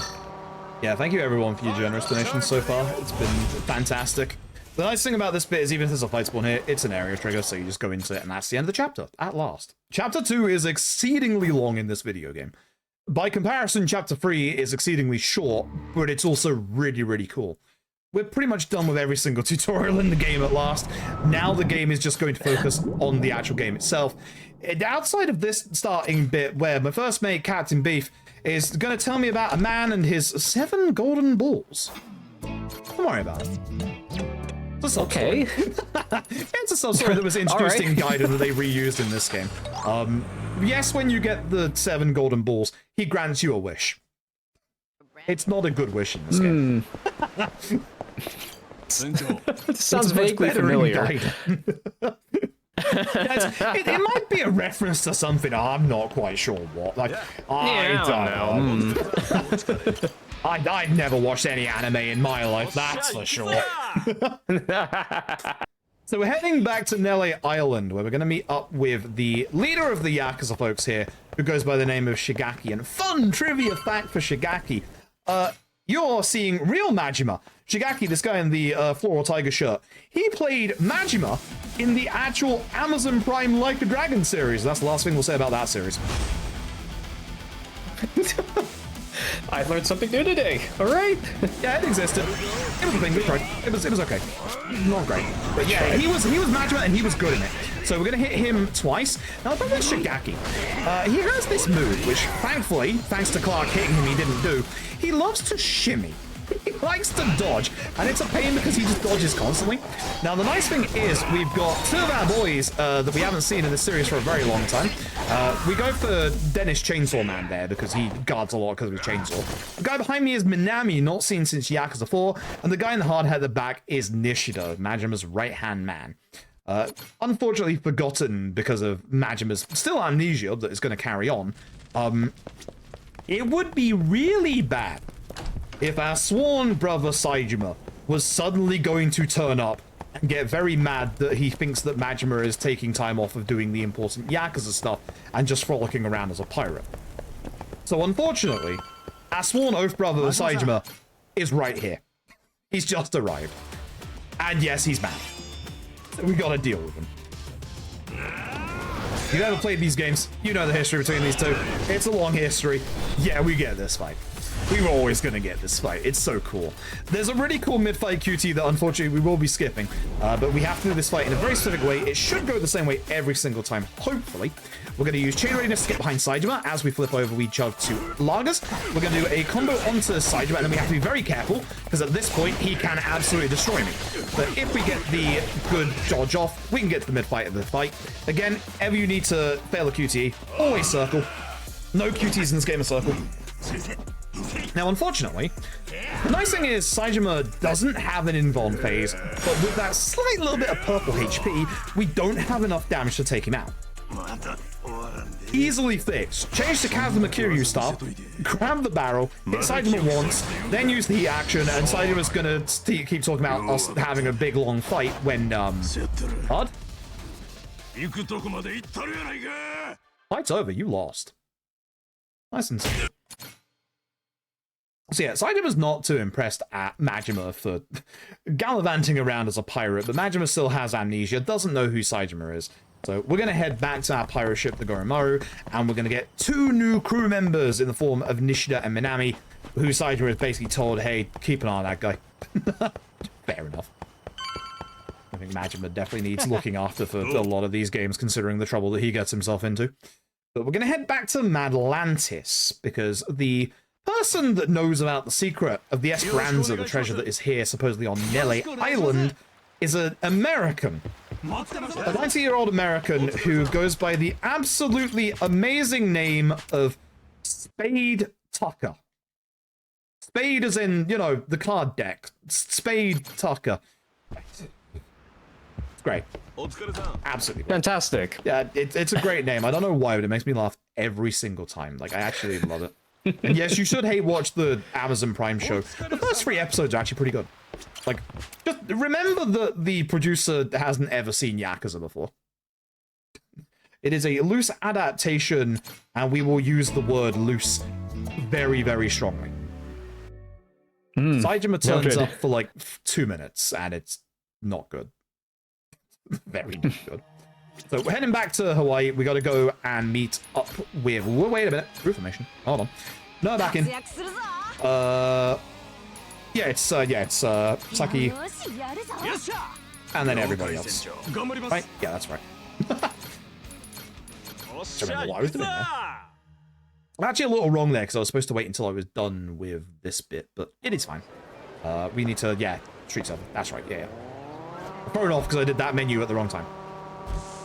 And actually, I was supposed to have Misaki be the leader of Squad 2, not Squad 1, so oops-a-daisy. Fix that in a second. Fix that in the right place. But we need to go and see Kobayashi, and then we have to start this very long set of sub-stories that we really don't want to do, so we're not going to. Bloomin' Masaru, who's done nothing to help in this run, wants a girlfriend. So, unfortunately, Masaru, no. You've done nothing this entire run. I got very lucky to not get hit by that guy. We hit Kobayashi once, which is good. We can then take care of you with 1 hit, and then use the action of the steel block to take care of Kobayashi with 1 hit. You need to hit him at least once with one of the gunshots, and then ideally the other 2 gunshots, or the other gunshot as well, will take care of most of the enemies. If 1 is left, you can just use the brick like I did. It's really nice like that. So, after we see the Kobayashi, we actually do have to do the Minato Girl stuff to progress the story. So we're just going to go over there, and we're going to speak to Kason. Might recognize Kason.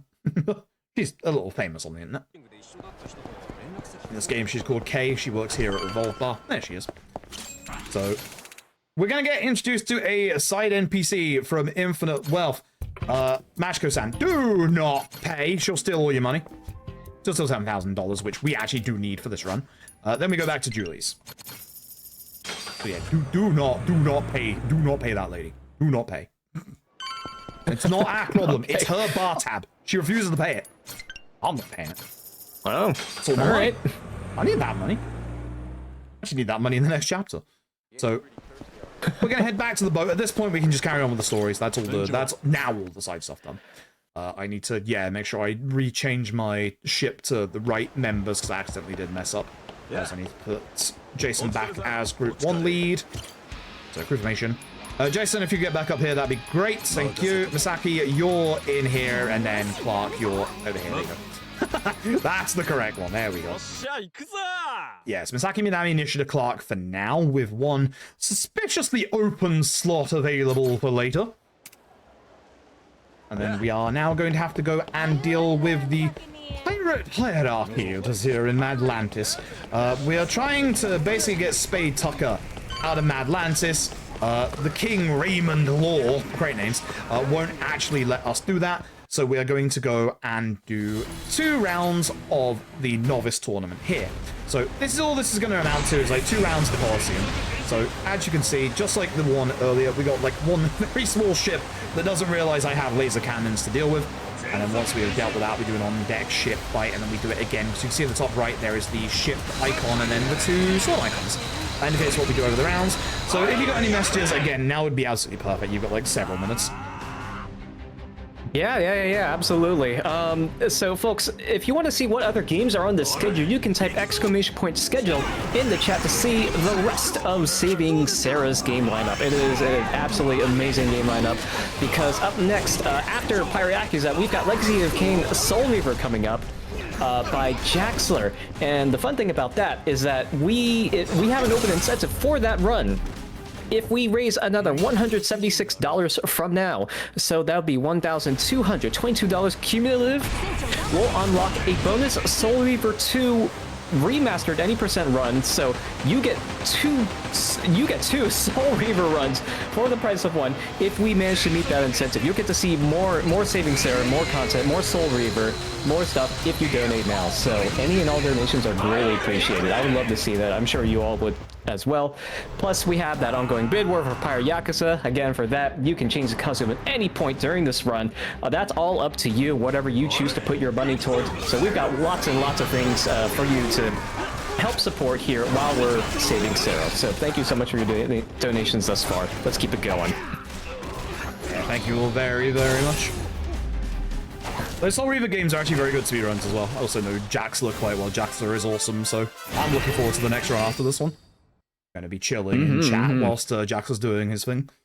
So, we've done one round of the Coliseum. Fun fact. Gotta do another one. And it's unironically featuring the exact same ships, but they make it slightly harder. The same very small HP ship is in front of us, the same crew, but it has two even smaller ships that are even weaker next to it. Which, as you can probably guess, yeah, this is why we have a laser. I don't know any famous pirates that ever had lasers in real life, but yeah, I'd be terrified of them too, to be honest. I guess I would be too. yeah. I don't know how your wooden ship is supposed to handle, you know, lasers, but yep. So once again, this is exactly the same lineup as the last time. You can see it's even the same enemies. We're just going to line up this side to get 2 shots off. Oh, that's unfortunate. And then obviously take care of the enemies we need to, like Samuel here. I don't really want to take care of this guy yet because I want to take care of the other guy, but if he's going to do that, that's fair. I don't know what just happened. Sometimes I just run around. A chicken man and sheep man explode everybody, and then I don't have to do anything. It's really cool. Now you can understand, as I said earlier, why we get certain party members. Because, like, a rocket in the face from Chicken Man stops everything. It's so cool. Like most of the time, if there's like a group of enemies, they'll just take them out. I literally don't have to do anything. It's great. Thankfully, this ship will run towards me, so I can just use my laser early, take care of them. Make sure I'm just lined up next to them so they get hit by that laser. And again, it's the exact same crew as the last fight in the last tournament, so it's the exact same angles again for the gunshots. For the chance of 3 gunshots, we actually aim to the left. The chance of 4 ones, we actually aim to the right. So it's really easy to remember like that. 3 left, and they're all in front of me. Very good fight. Very, very good fight. Very nicely done. And again, Sheep Man trying to help me out here. Right, so now that we've done both of those fights, we can actually carry on with the story. It's kind of like Gaiden in that, like, even though this is side content, you have to, like, in Gaiden you have to get to a certain rank. In this, you have to do 2 fights to be able to go over to the Luxury Palace Hotel and meet the aforementioned Spade Tucker. He's in here. Again, your fast travel points in here are quite nice because they're mostly next to where you need to go. So these are Spade Tucker's bodyguards. He's on the right-hand side, sat down. He's having a great time. He's going to watch me beat up his bodyguards and basically assert my dominance as his new bodyguards. Nice and easy. So, we want some answers from Spade Tucker about the secret of the Esperanza. Spade Tucker is still going to test us. He is going to run off on his little speedboat over to this little cave here that has a secret little island in it, and we are going to do a big set piece. This is a very cool set piece. It's one of my favorite in the game. So, he's hired some pirates. We're going to be dealing with the pirates. We're going to throw our cutlasses backwards to hopefully hit these guys whilst we start fighting these guys.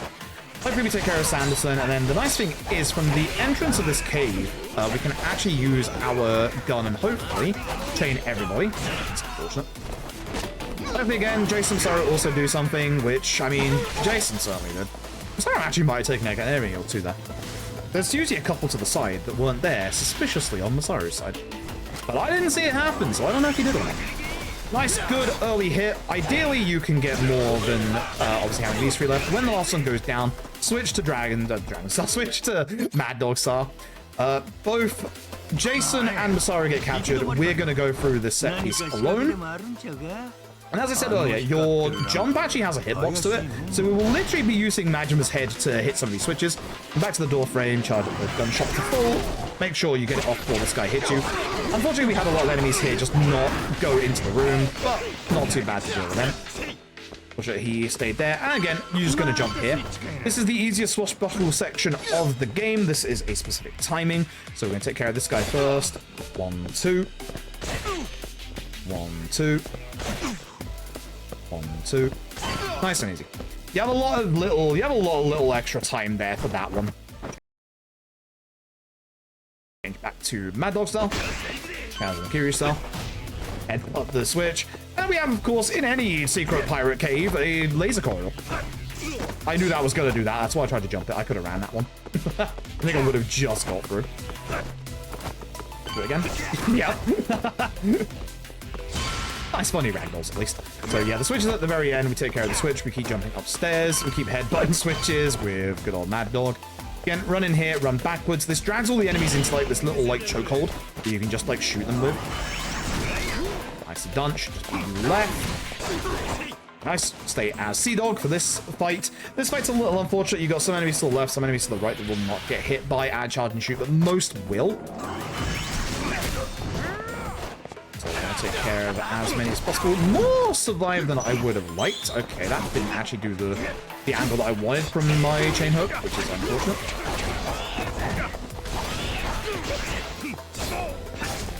Take care of you, and then the switch one is right here. You have to give it half a second for it to load in after the end of the fight. Hit this switchboard here, and then we have two very, very worrying lasers next to each other, but you can just do that, which is nice. For this fight, we're going to grab this plant in the corner, and hopefully neither Jennings or Armstrong will guard. Missing Armstrong is actually pretty bad. That means I'm probably going to have to use Yep My, especially when he guards. He actually against Armstrong. I did not do the damage I would like to against Jenkins either, but we're just going to hopefully stop him for his EX attack, which we did. Good. Cool. This is a long QTE here. It isn't faster to pass it. It doesn't matter if we fail it, so we're just going to fail it here. It's like your nice, like, it's like a 45-second long cutscene. It saves a little bit of time to fail it, so we're just going to fail it and just have a drink at this point. Definitely didn't lift this from any popular media, that's for sure.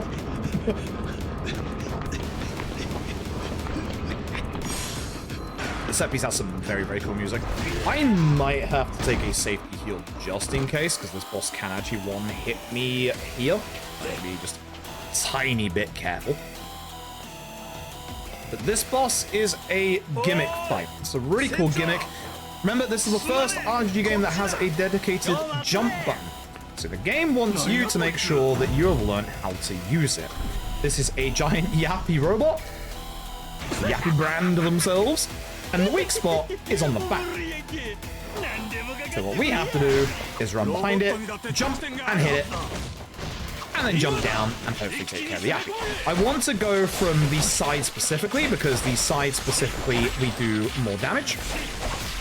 Or we can hit a bit more easier, I should say. You're gonna, yeah, so I messed up, that's fine. Okay, that's fine, that attack is fine. Get behind, do it again, and then change back to Sea Dog.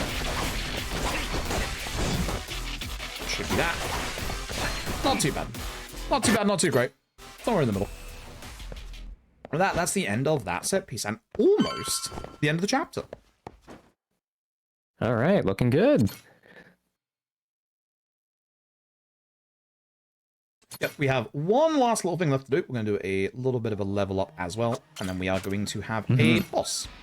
We're actually going to have a boss twice. So as we run forward here, we're going to go into our menu. We're going to go to here. We're going to get 2 excellences, Rain of Blood and Sidearm Shuffle. Sidearm Shuffle you will see very momentarily. It is a absolutely phenomenally good single target heat action. Rain of Blood is very good for 5 enemies. And you'll see what we use that for in the next chapter. But for now, we're going to run up to the church. And we're going to realize that Rodriguez, the leader of the Palacana guys, actually knows on a little bit more than he knows about this secret of the Esperanza, the treasure. So we're going to go and find his dad, who's very old, and find a piece of 8. So this guy knows something. So what we're going to do is going to use Sidearm Shuffle immediately, because Rodriguez won. doesn't have an invulnerability phase in this fight. So as you can see, Sidearm Shuffle just did 3.5 HP bars worth of damage. This fight always goes the same way. We just attack Rodriguez at this point. He doesn't get the chance to EX. He actually guarded in the middle of that, so he did actually have a chance to EX. Thankfully, didn't. Nice and simple fight. At this point, bunch of Patlakana now want the Yakuza off the island. They think we're here to steal the treasure. So we're going to do the usual, and hopefully we can take care of everyone here in 2 shots. It's a little hard to do, because you have to obviously have everyone, like, you know, gathered up together.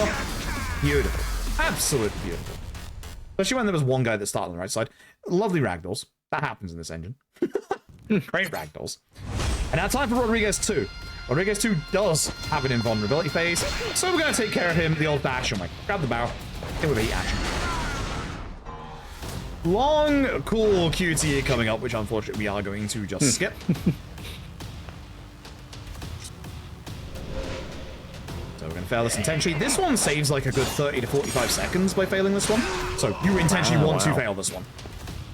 I'm going to switch to Mad Dog style. Going to have a little bit of beer. It's been a while, so that we can build up our heat. We're going to respect Rodriguez's EX because it comes out quite fast. Get Rodriguez to about half HP. Go over here, grab the barrel. I should have used this in that previous menu, that Tarana, and heat action. That's Rodriguez. Almost. Excuse me. That Rodriguez. Little bit extra. And that is chapter 3.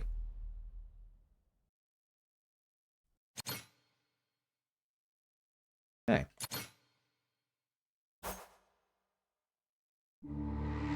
And with that, we start chapter 4, and we get our final crew member, who's actually, unironically, the best crew member in this game.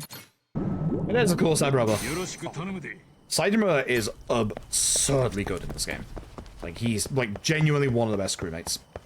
So, we're now going to get Spade Tucker and get him out of Madlantis. Unfortunately, this is going to take a while. It's not going to be that simple. So we head back to the Goromaru. Go and head out.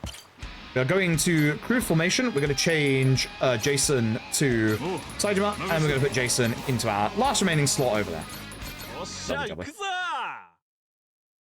Okay, and then we want to go to the hotel first. Don't forget. Sometimes I forget the order of things to do in this chapter because we're going to be going back and forth a good couple of times. So head to the fast travel over here. Head over to the Luxury Palace Hotel. And in fact, it is right here. Now, it's not going to look like it, but our fast travel is now disabled. We need to go and do a specific fight that is just up here. But this pathway right here, this walkway right here, you will never get a fight spawn on it. As you can see, you get a fight spawn after it, but you will never get a fight spawn on it, which is really, really good. Ideally, I can get the right angle for these guys. Again, it depends on which way they run. Very nice. Wasn't just wells left over. Grab the barrel, use the barrel. Easy, easy.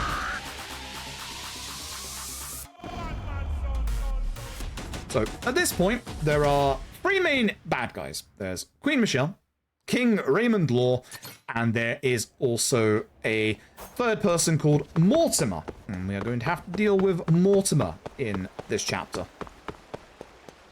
So we're going to head off and report to Jason. The closest fast travel point towards where the Goromaru is just the Colosseum grounds. So we do have to just go to the Colosseum grounds. So there we go. But we're going to be going back and forth to Colosseum grounds quite a fair bit in this run. There's no fight spawn. Very nice. Usually you'll get a fight spawn right here. This fight spawn has to be save loaded. Hello, Masaru. Conveniently saying some worrying things to us, which definitely aren't going to come true after this little bit. So we go through all of our stuff, and then we have to do the merit contention fight against Mortimer's crew. So this is just a pirate fight in the Pirate Colosseum. So as I said earlier, we're going to be running around here a lot. So back to the Colosseum. Hopefully no fight spawn on the way. No fight spawn, that's good.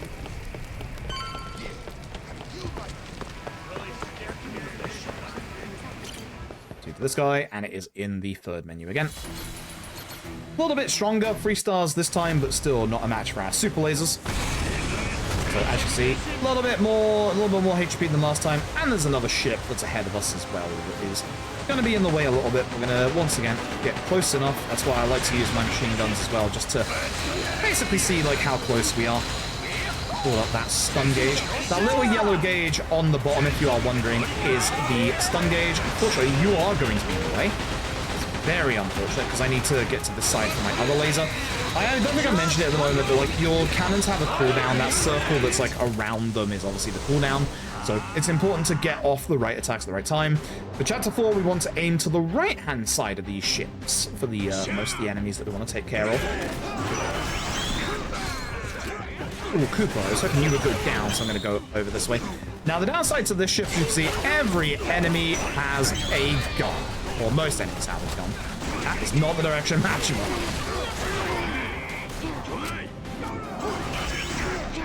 So, ideally, I want Edward and Wells before they get off the ability. Very nice. And then we go after Jones, the last enemy.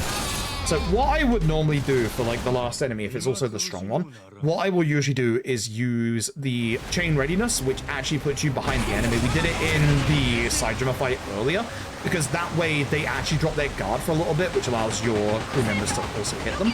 These enemies have mortars. These mortars are really annoying because they will always hit you.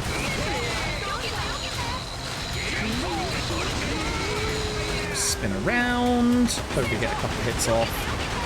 If not, that's fine. And then just hit them with the other laser. Very nice. Good fight. And then we're going to go up against these guys. We're going to, again, aim to the right of the ship, because there's two enemies on the right that we need to take care of first.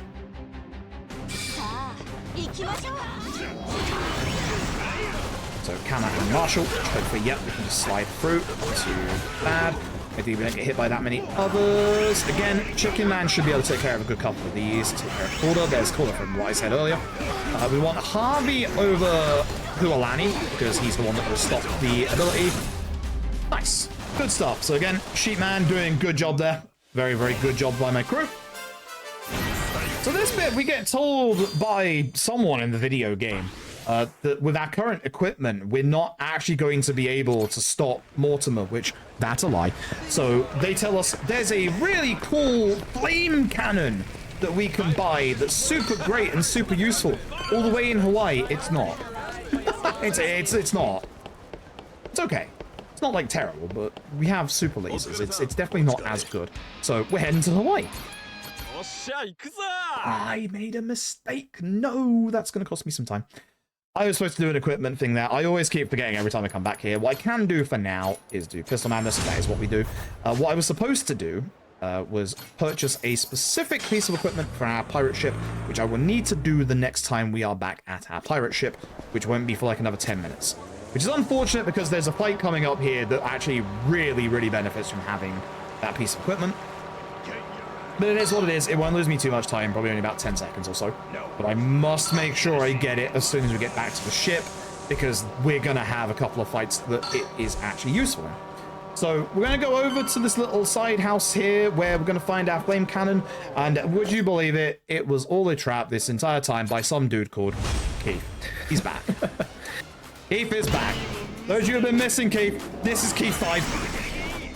I would like to hit Soleil with this shot because he is a gun enemy that will annoy me. I want to take care of the two as before I take care of Keith. Get him to lower his HP a little bit. Keith, come here.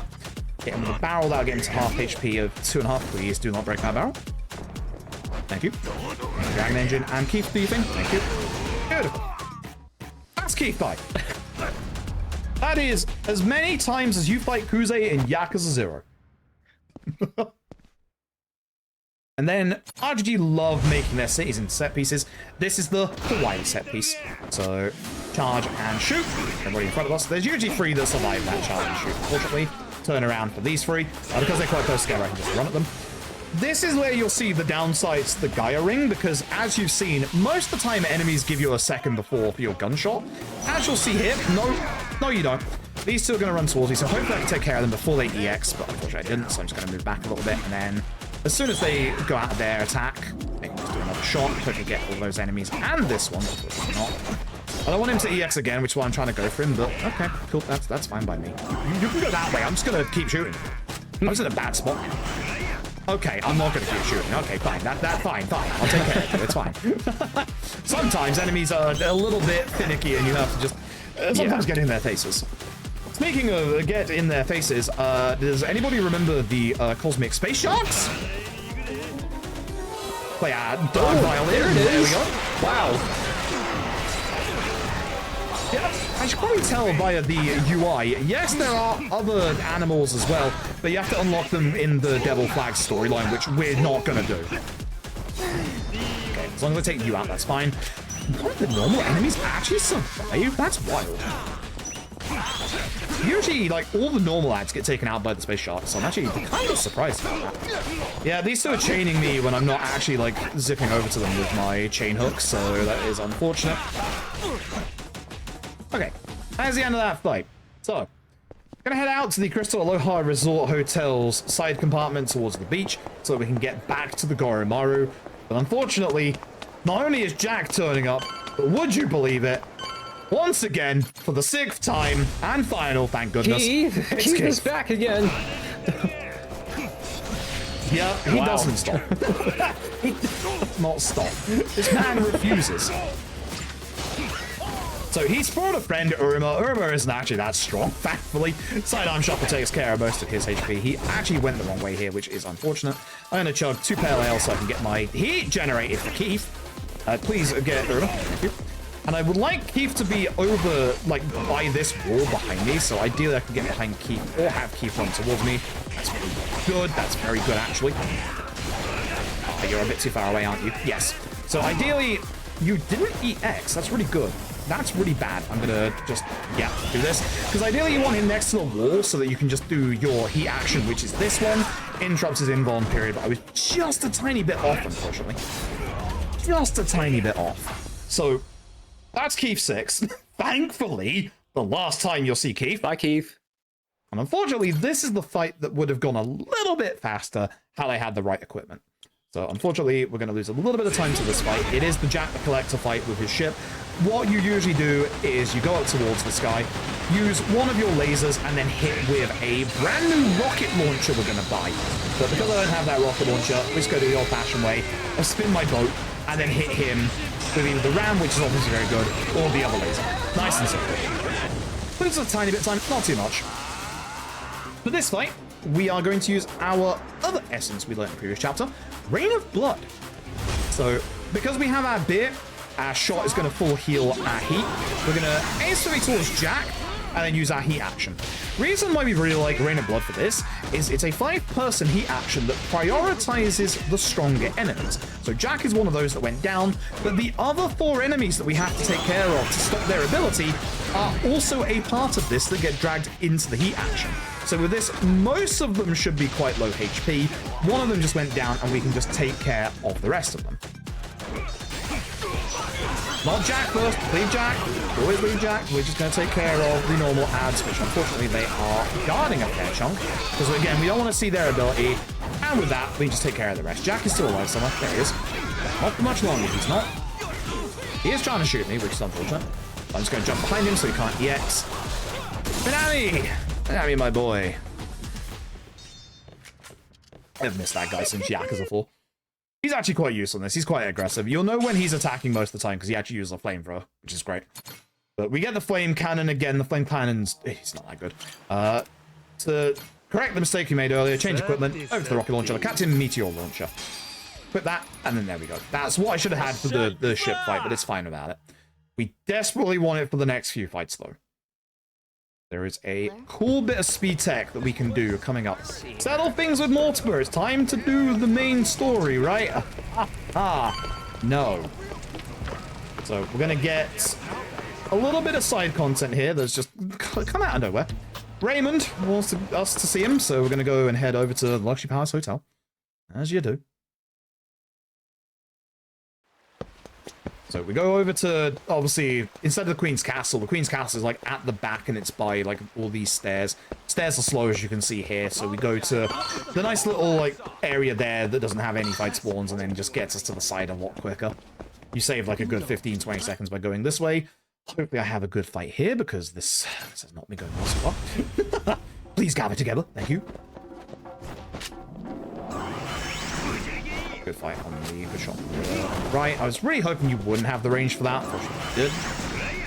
Take care of you. Yeah, you're going to try and shoot at me, so I'm going to take care of you, Douglas. Gonna go and chain up to Underwood, and then hopefully just shoot the other two. I didn't turn around before, which is a shame. I did actually get one of the enemies here. Yep, cool. Thanks for the guarding. I appreciate it. I did specifically a move that would break his guard so that I could just finish him off, because he was the last enemy. Happens a lot in Pirate Yakuza, unfortunately. You will get enemies every so often that will just guard like that. There's not much you can do about it. Now with this, we're going to do a little bit of back and forth between the entrance of the Pirate Coliseum and the Goromaru. So if you've got any messages, now is absolutely a perfect time, especially as yeah, no worries. Folks, if you want to see the Soul Reaver 2 Remastered any % bonus run coming up here, which is our next run here, Legacy of Kain Soul Reaver, we have $176 more to meet that goal. So folks, now it's the time to !donate in chat if you want to see that bonus run. Any and all your donations will go towards that. And as a bonus, you might also throw it in to choose an outfit during the what time we have left during this run. So if you want to see more Saving Sarah and more Soul Reaver 2, now is the time to donate. We have about, I would say, 10, 15 at max minutes left for the costume stuff. Got it. This run. So if you want to get your bids in to change up the Zhao outfit or the Kiryu outfit, then now is your last time. Because we're going to be doing a boss fight here. Masaru has mysteriously left the crew. A boss fight after that, and then that is going to be the point of no return for our costumes. So we're going to meet with Masaru. The closest point is the gaming hall.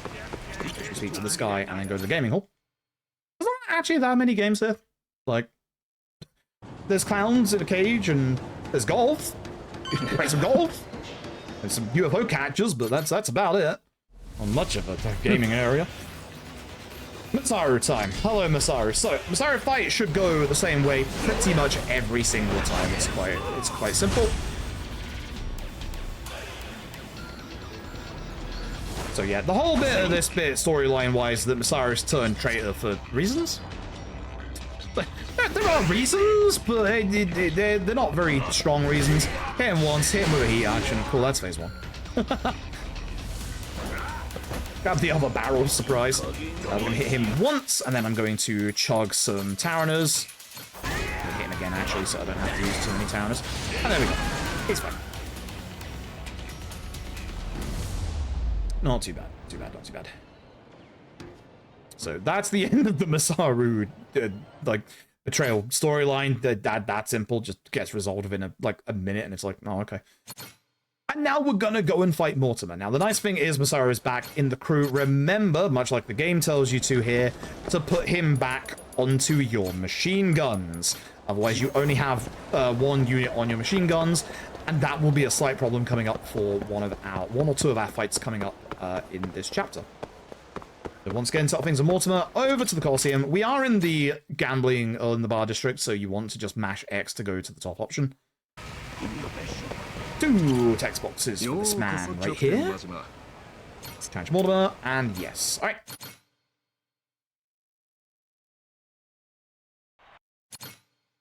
So, I would say probably with this, we'll get to the point of no return for the costume stuff, so I would say this will probably be the point where we say no more bids for the costumes, I think. We are locked in now. We only have one little bit after for it. You're going away from me, and I do not appreciate this. please come this way, thank you. Mortimer. So this laser will not finish him off, so you have 2 options, which is either other laser or a rocket launcher, which someone missed. Well, I trust lasers.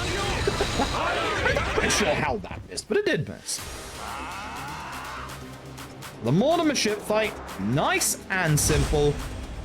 Get out your violin, it's time for the shots. I took the quick dive over, which is good. I can now start taking care of the enemies I have to take care of. Ideally, because the main HP enemies won't get taken care of by the shots, ideally they all get at least a little bit closer to me so I can take care of them. There's 2 on that side. This is the hardest fight to stop the ability mid-fight in, which hopefully somebody takes care of the other guy. Thank you whoever took care of that guy. Buchanan is the last one. I'm jumping over him to stop him from using his EX or guarding. And now we have the Mortimer boss fight, which is a nice old spectacle. We have the ship fight. We're going to have a swashbuckle fight here. If I can get off the first hit here in this fight, this should go the same way every single time. If not, Mortimer's going to get quite aggressive. But like the very first swashbuckle we had earlier.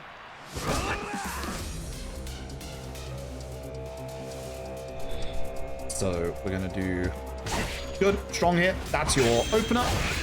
Do this. Do another strong hit here. I missed, that's fine. We'll just do the old-fashioned way. Another strong hit here. And then the counter here. You try to counter me. So essentially it would be like that. Strong counter. Here we just have to do an extra, like, one because I accidentally missed a tiny little bit. I needed to, like, wait half a second. The mortal fight, nice and simple.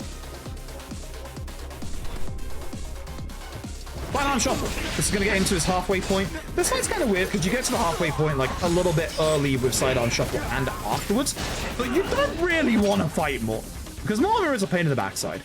So we're going to drink a bit. One normal Towner, one Towner plus, thank you very much. Build up my heat, dodge backwards, try and get our chain at the exact point where we can use sidearm shuffle again, and that's the fight. You really don't want to let Mortimer have a turn in this fight, so somehow he still has HP. This happened to me earlier as well. But if you just attack, it should hopefully finish him. He does have a little parry like that, which he can lead into his EX, but thankfully he didn't do that. Not quite sure why that's been happening to me today, but that has. So with that, that is the end of Mortimer, and that is our time for now at Mad Atlantis. We can now finally get Spade Tucker out of Mad Atlantis, and we can go after the secret of the Esperanza. So that, we're going to head quickly back to Nile Island for a group meeting with Rodriguez and Palicana. We're all going to work together to get the secret of, obviously, the Esperanza. But we have one little thing standing in our way. So prepare this out. Over to Nile Island. That's Spade Tucker himself right there. So, coming up is a very hard boss fight. Very hard speedrun wise because there is actually speed tech to this fight. This is a fight that you can do in what we like to call 2 cycles.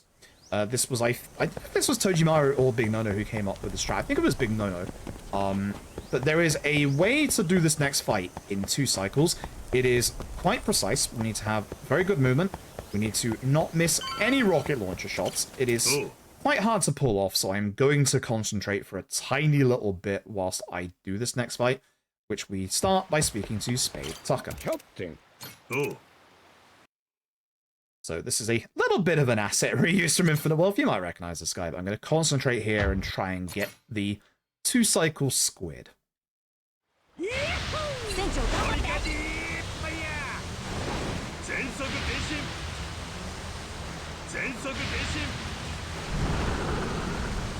I'll try and explain a little bit. What we're doing is getting close enough that we can shoot the tentacles with the rocket launcher. I got a bit too close, that's good. By hitting them with the Captain's Meteor Launcher, we do enough damage to hopefully take them out in one hit. No, it's not going to be 2-cycle because unfortunately he left. Oh, that's unfortunate. I got too close, but it is what it is. So I can explain the fight fully now. Once you take care of the tentacles, as you can see, the squid itself becomes hittable by attacks. This is why we have the lasers. The lasers are extremely good at dealing damage to the squid. Because I missed a little bit of my lasers here, I'm going to then pivot around to hit him again with them. I'm also cancelling my boost so that I can go the direction I want to go in. Ideally, you want to hit the one on the left as it goes up, and then this one on the right. The reason why it failed is because I got too close to the squid. Perfect.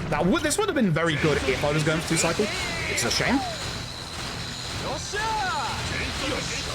Spin around, cancel out so I can get a little bit more movement again, get that laser off. This won't be enough damage with just the laser, so we'll have to do a little bit of extra. Not enough.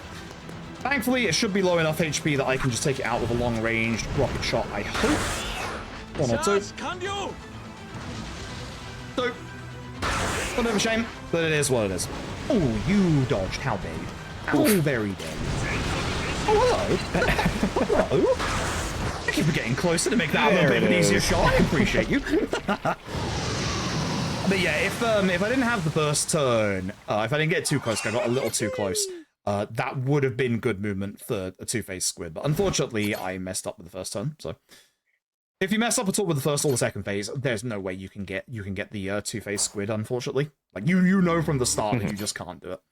So we're now in the finale. We are going to go straight into the finale.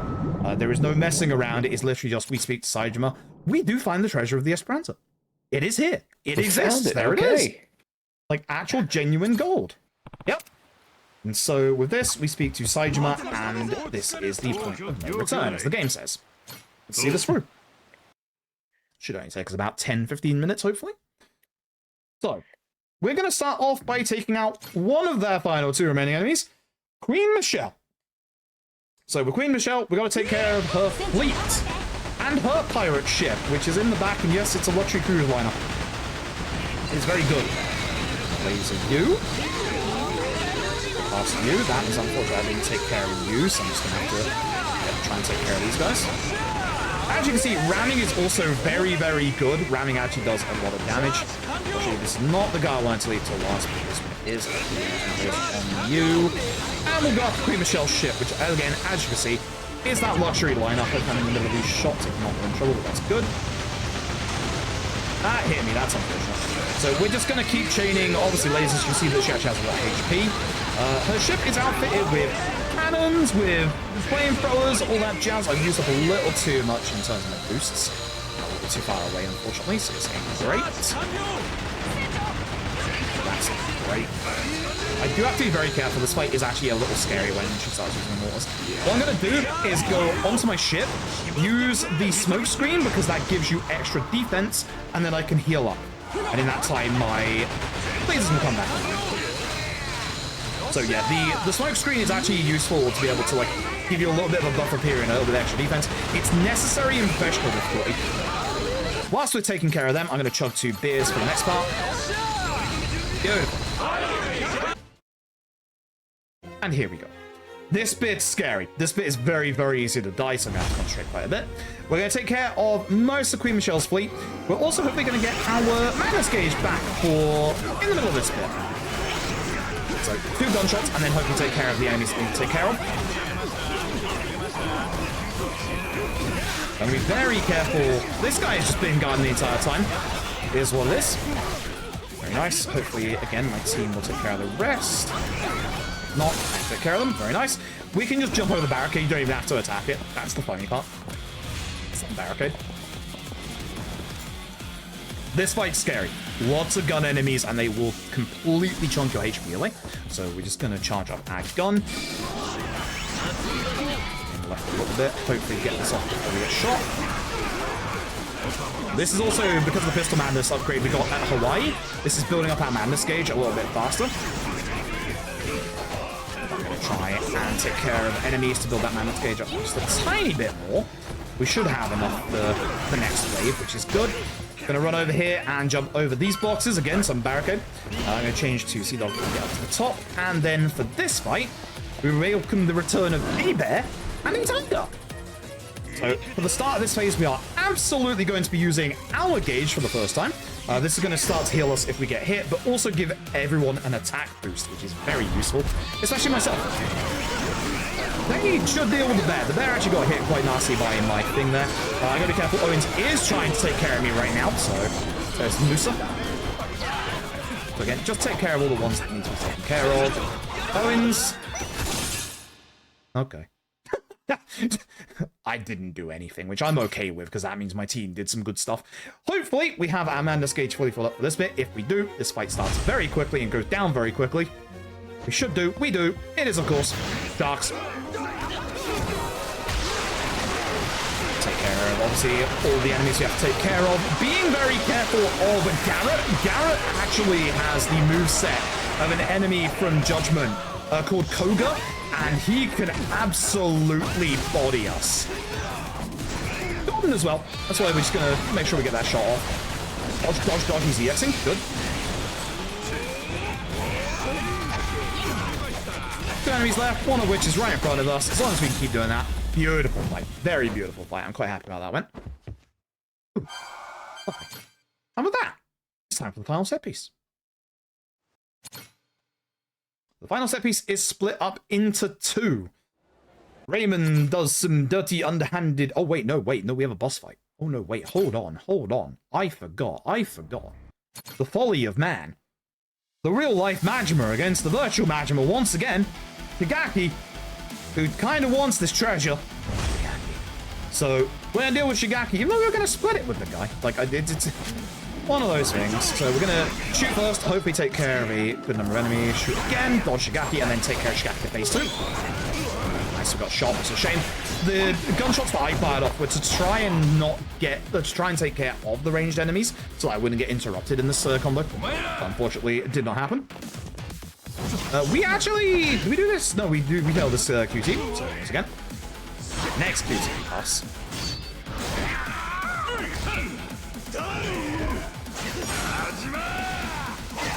That is the end of that phase.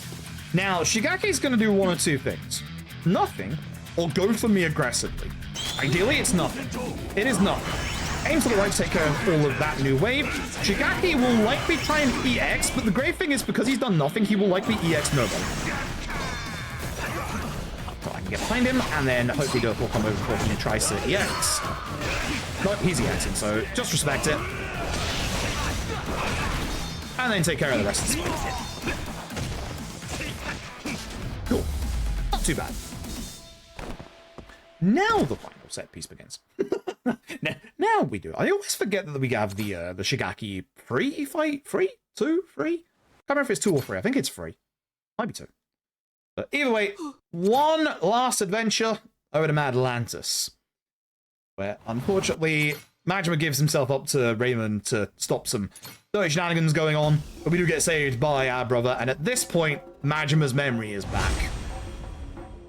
So we are once again the Mad Dog. We are Sea Dog. This is why I said the costume incentive we could have to stop at some point because Majima just gets his shirt off. In typical Yakuza fashion. We get his HP down to 1 bar. Side shimmer, good job.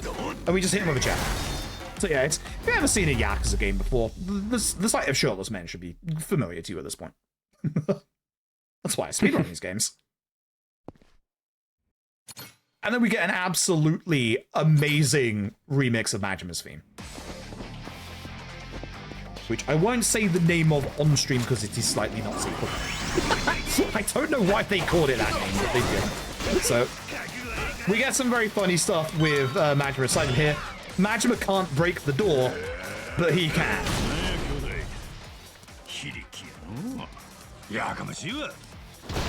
Oh, I love these two so much. We're going to do a specific heat action here. Rain of Blood once again. Let's take care of some of the large HP enemimies. And we are perfectly positioned after this to follow up with another charge and shoot.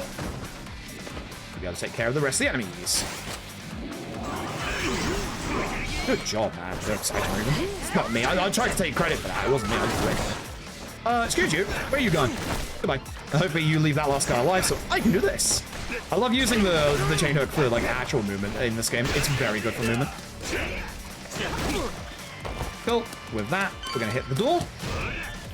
I'm gonna run backwards. I still don't know the ideal way to do this. The old-fashioned way was the pipe, and I've actually been kind of enjoying the pipe for this.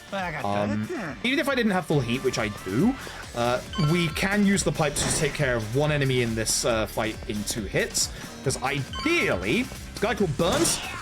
Ideally, you hit him with the heat action, but I'm just going to hit him with normal. Oh, how dare you. How dare you. If you're hitting with the pipe twice, it also makes you to the next phase, but as you can see, Burns can just hit you like that. We are going to do this, Scooty. We actually are for once. I don't have to because I have full heat, but it is quicker to actually do this QT. So, triangle. And as you can see, we've been rebuilding up that madness gauge in the soft corner.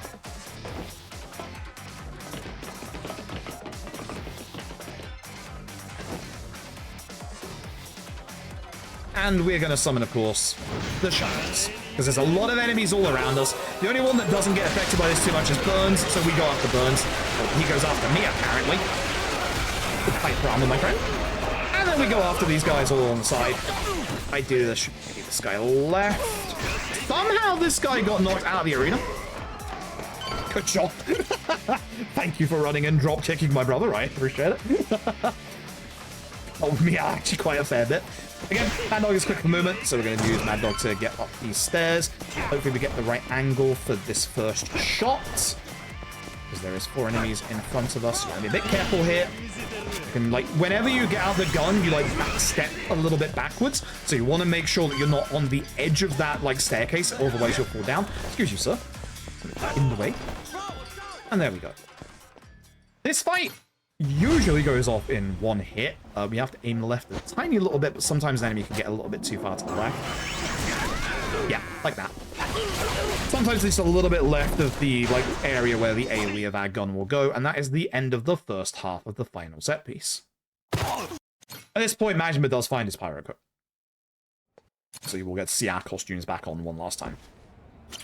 Nothing left to do but win. Final set piece. Part 2. So we do have to be careful with our HP, especially in this bit. I don't like being pushed forward here, but unfortunately you do get pushed forward a couple of times. It's a good angle for everybody here. Not too bad. Ideally, everybody gets taken care of. I was going to say, I can't see where the second guy is, but he's actually in there as well. Gonna enter this room a tiny bit so that we don't get pushed backwards by our teammates here, because they will do if you just try and take a shot to start. What I should be doing in this bit, so I've forgotten, is chugging beer. Try and get my madness gauge up. Gonna get shot here, so I'm dodging. The nice thing is you can funnel the enemies here. I'm just gonna guard that a little bit so I don't die. I really need to hit that gun guy in the middle. I think that got him mostly. That's not good. I'm healing. You do not risk being at low HP in this set piece. Just trust me on this one. Like, it is not worth it.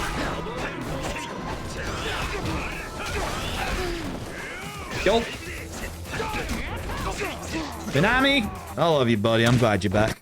All right, with that, we carry on. Grab this for safety for marathon purposes. This setup is easy. Thank you. This room. Now, the 2 yellow HP enemies are very annoying in this room, so just be careful. I did not get the gun guy. That sucks. See, he just rushes you, unfortunately.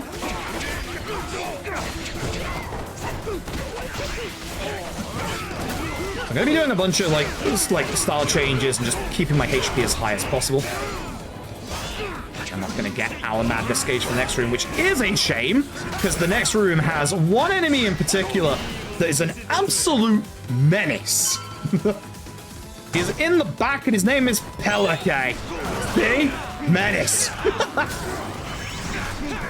Do not like that, man. None of us do when we run this game. I could, at this point, actually use Sharks.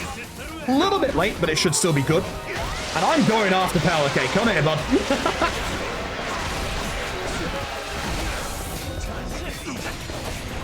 Is this death range? It is. From Pelake, it absolutely is. Not for that attack, but one of his EXs. Come here, bud. Unfortunately, you can also dodge my chain, which is really annoying. Good. I kid you not, I want to take care of Pelake. I do not want that man to be alive. Time to be dealing with the last guy. Just like... For this, we do the RGG thing of split our team up. AKA everyone stays here and I go and deal with the final boss. Every single RGG game.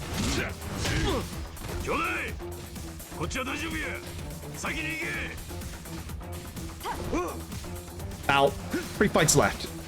One rather long.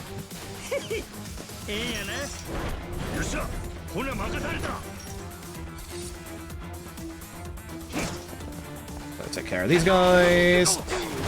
Should be the same combo every single time. Kind of messed that up, so I just wanted to juggle that guy a little bit. This fight's frustrating because of the one guy that's in the front of this fight. We want him to basically not hit us, but he is going to try and hit us immediately. So charge your gun and get ready to use it immediately, and then hopefully we can launch him. I'd like to launch him and then stagger, like juggle if possible. So as you can see, you can juggle combo in this game. It's actually really good. That's fine. Respect his EX is actually a fast one. Actually, I did want the counter there, so I'm a little upset I didn't get it, but it's also fine. We actually passed over a pipe as we were going through there. That's important. That was actually very important. So I don't have sharks for this room. I like having sharks for this room, but I used it early for Pelake, so we're going to have to do this room like normal for once. Don't hold the gun going out of this cutscene. Usually you hold the gun going out of any cutscene. Not this one, because for some reason it makes you use your shot. I don't know why. Unsurprisingly, take care of the gun enemies. I didn't get the guy behind me, that's a shame. Come here, you. No. Oh, these gun enemies. Here's you. Okay. Oh.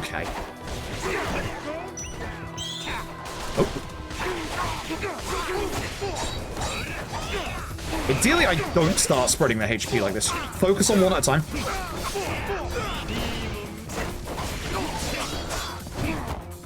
Especially leave the man in black until the end. He's the same guy that we hit with a chair at the start of this final set piece. Just in case, we're gonna heal. This you can now understand is why we got all of those health upgrades earlier, because this finale is actually scary. Like, the amount of, like, HP damage I'm taking after having taken, like, no hits is ridiculous. No EX is nice. Alright, final boss. Time will be when we deplete the final boss's HP. Usually it occurs with a QTE in this series, but not this game, weirdly. Okay. Take load of Samoa Joe, aka Raymond Law. So, this big old spear this man has is a nuisance. He can hit you when you are behind him, so we are going to do a very specific set of attacks, hopefully. That's not great. Look at the AoE he gets as well. How is that fair? Gonna do 2 combos. Roll backwards. And then sidearm shuffle. That's phase 1, pretty much, if not fully done.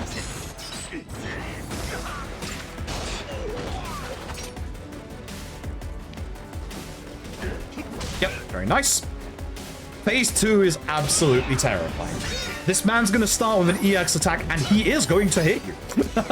So we are going to try to avoid that, which is a little tricky, because again, anytime you have a cutscene or a heat action, there is a delay until you can use your next one, which is applicable here, because obviously we want to do is a heat action to interrupt him and stop that EX move. So we're going to run over here. I'm going to use 1 beer as well as 2 stamina X's to heal and then do this. Good. That's why I ran away a tiny bit, was so that he wouldn't hit me. Get him on the way up a little bit. Chain hook. Not that move. Get behind him and hopefully do enough damage to this combo. And he won't. Oh, I don't like you dodging me like that, Raymond. Juggle. I do love doing the airborne juggle. It's actually really cool. I was hoping that would be enough to half this HP, but it didn't. Cool. Good enough. X. Final phase, as long as I don't die. You can probably guess, if you die in this fight, it's like a 2-minute time loss. It's really bad.